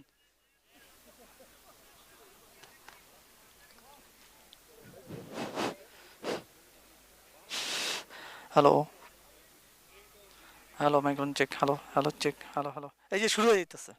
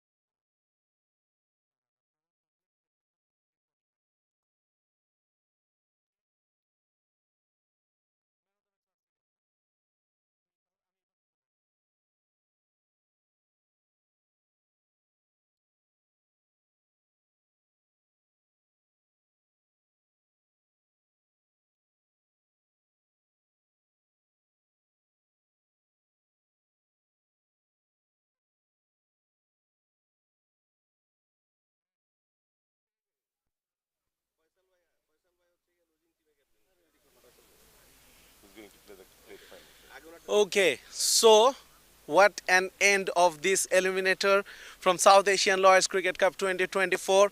And finally, Chittagong Learners, they have won this game by 23 runs and they will have another go to qualify for the finals in the second qualifier. For today, congratulations to them. So it is only my responsibility to get yourself known to who is the Barrister Onik Hawk. Thank you, sir, for your time.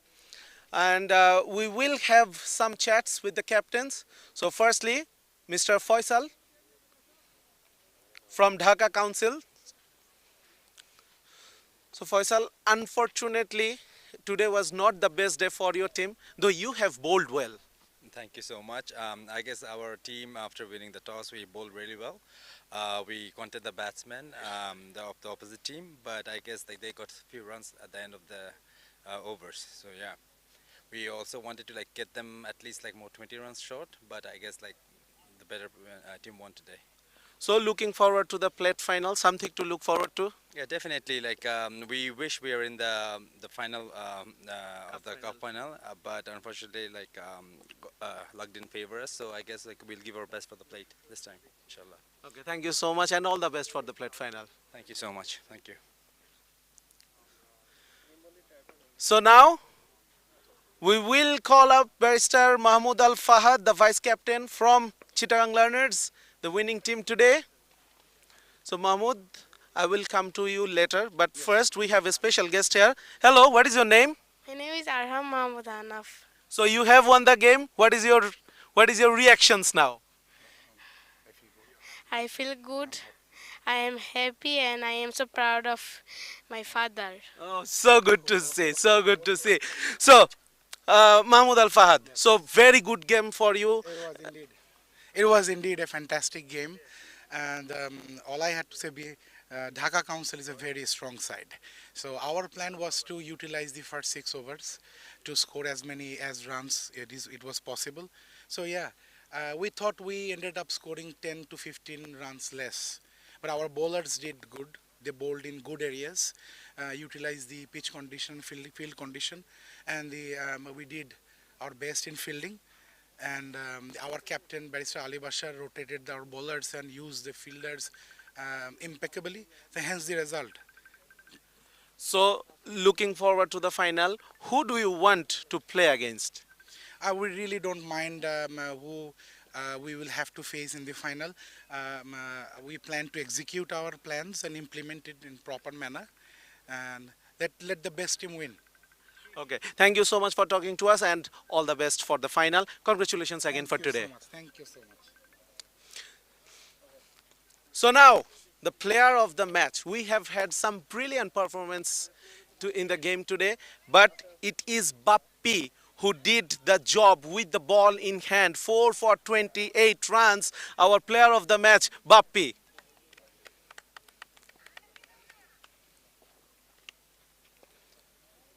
Bappi will receive the player of the match crest from our guest, Barrister Onik Hawk.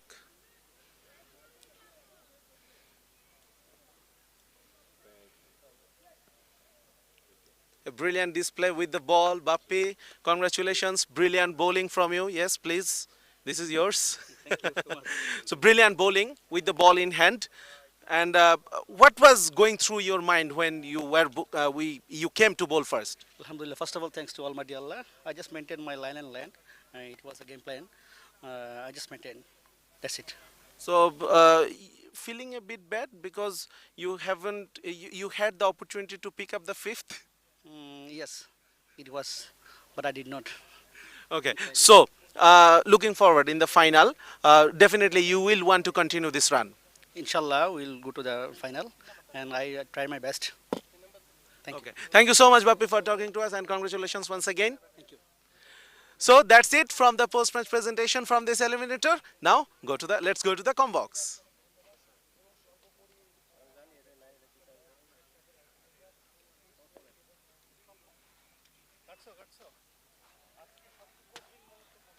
Toss.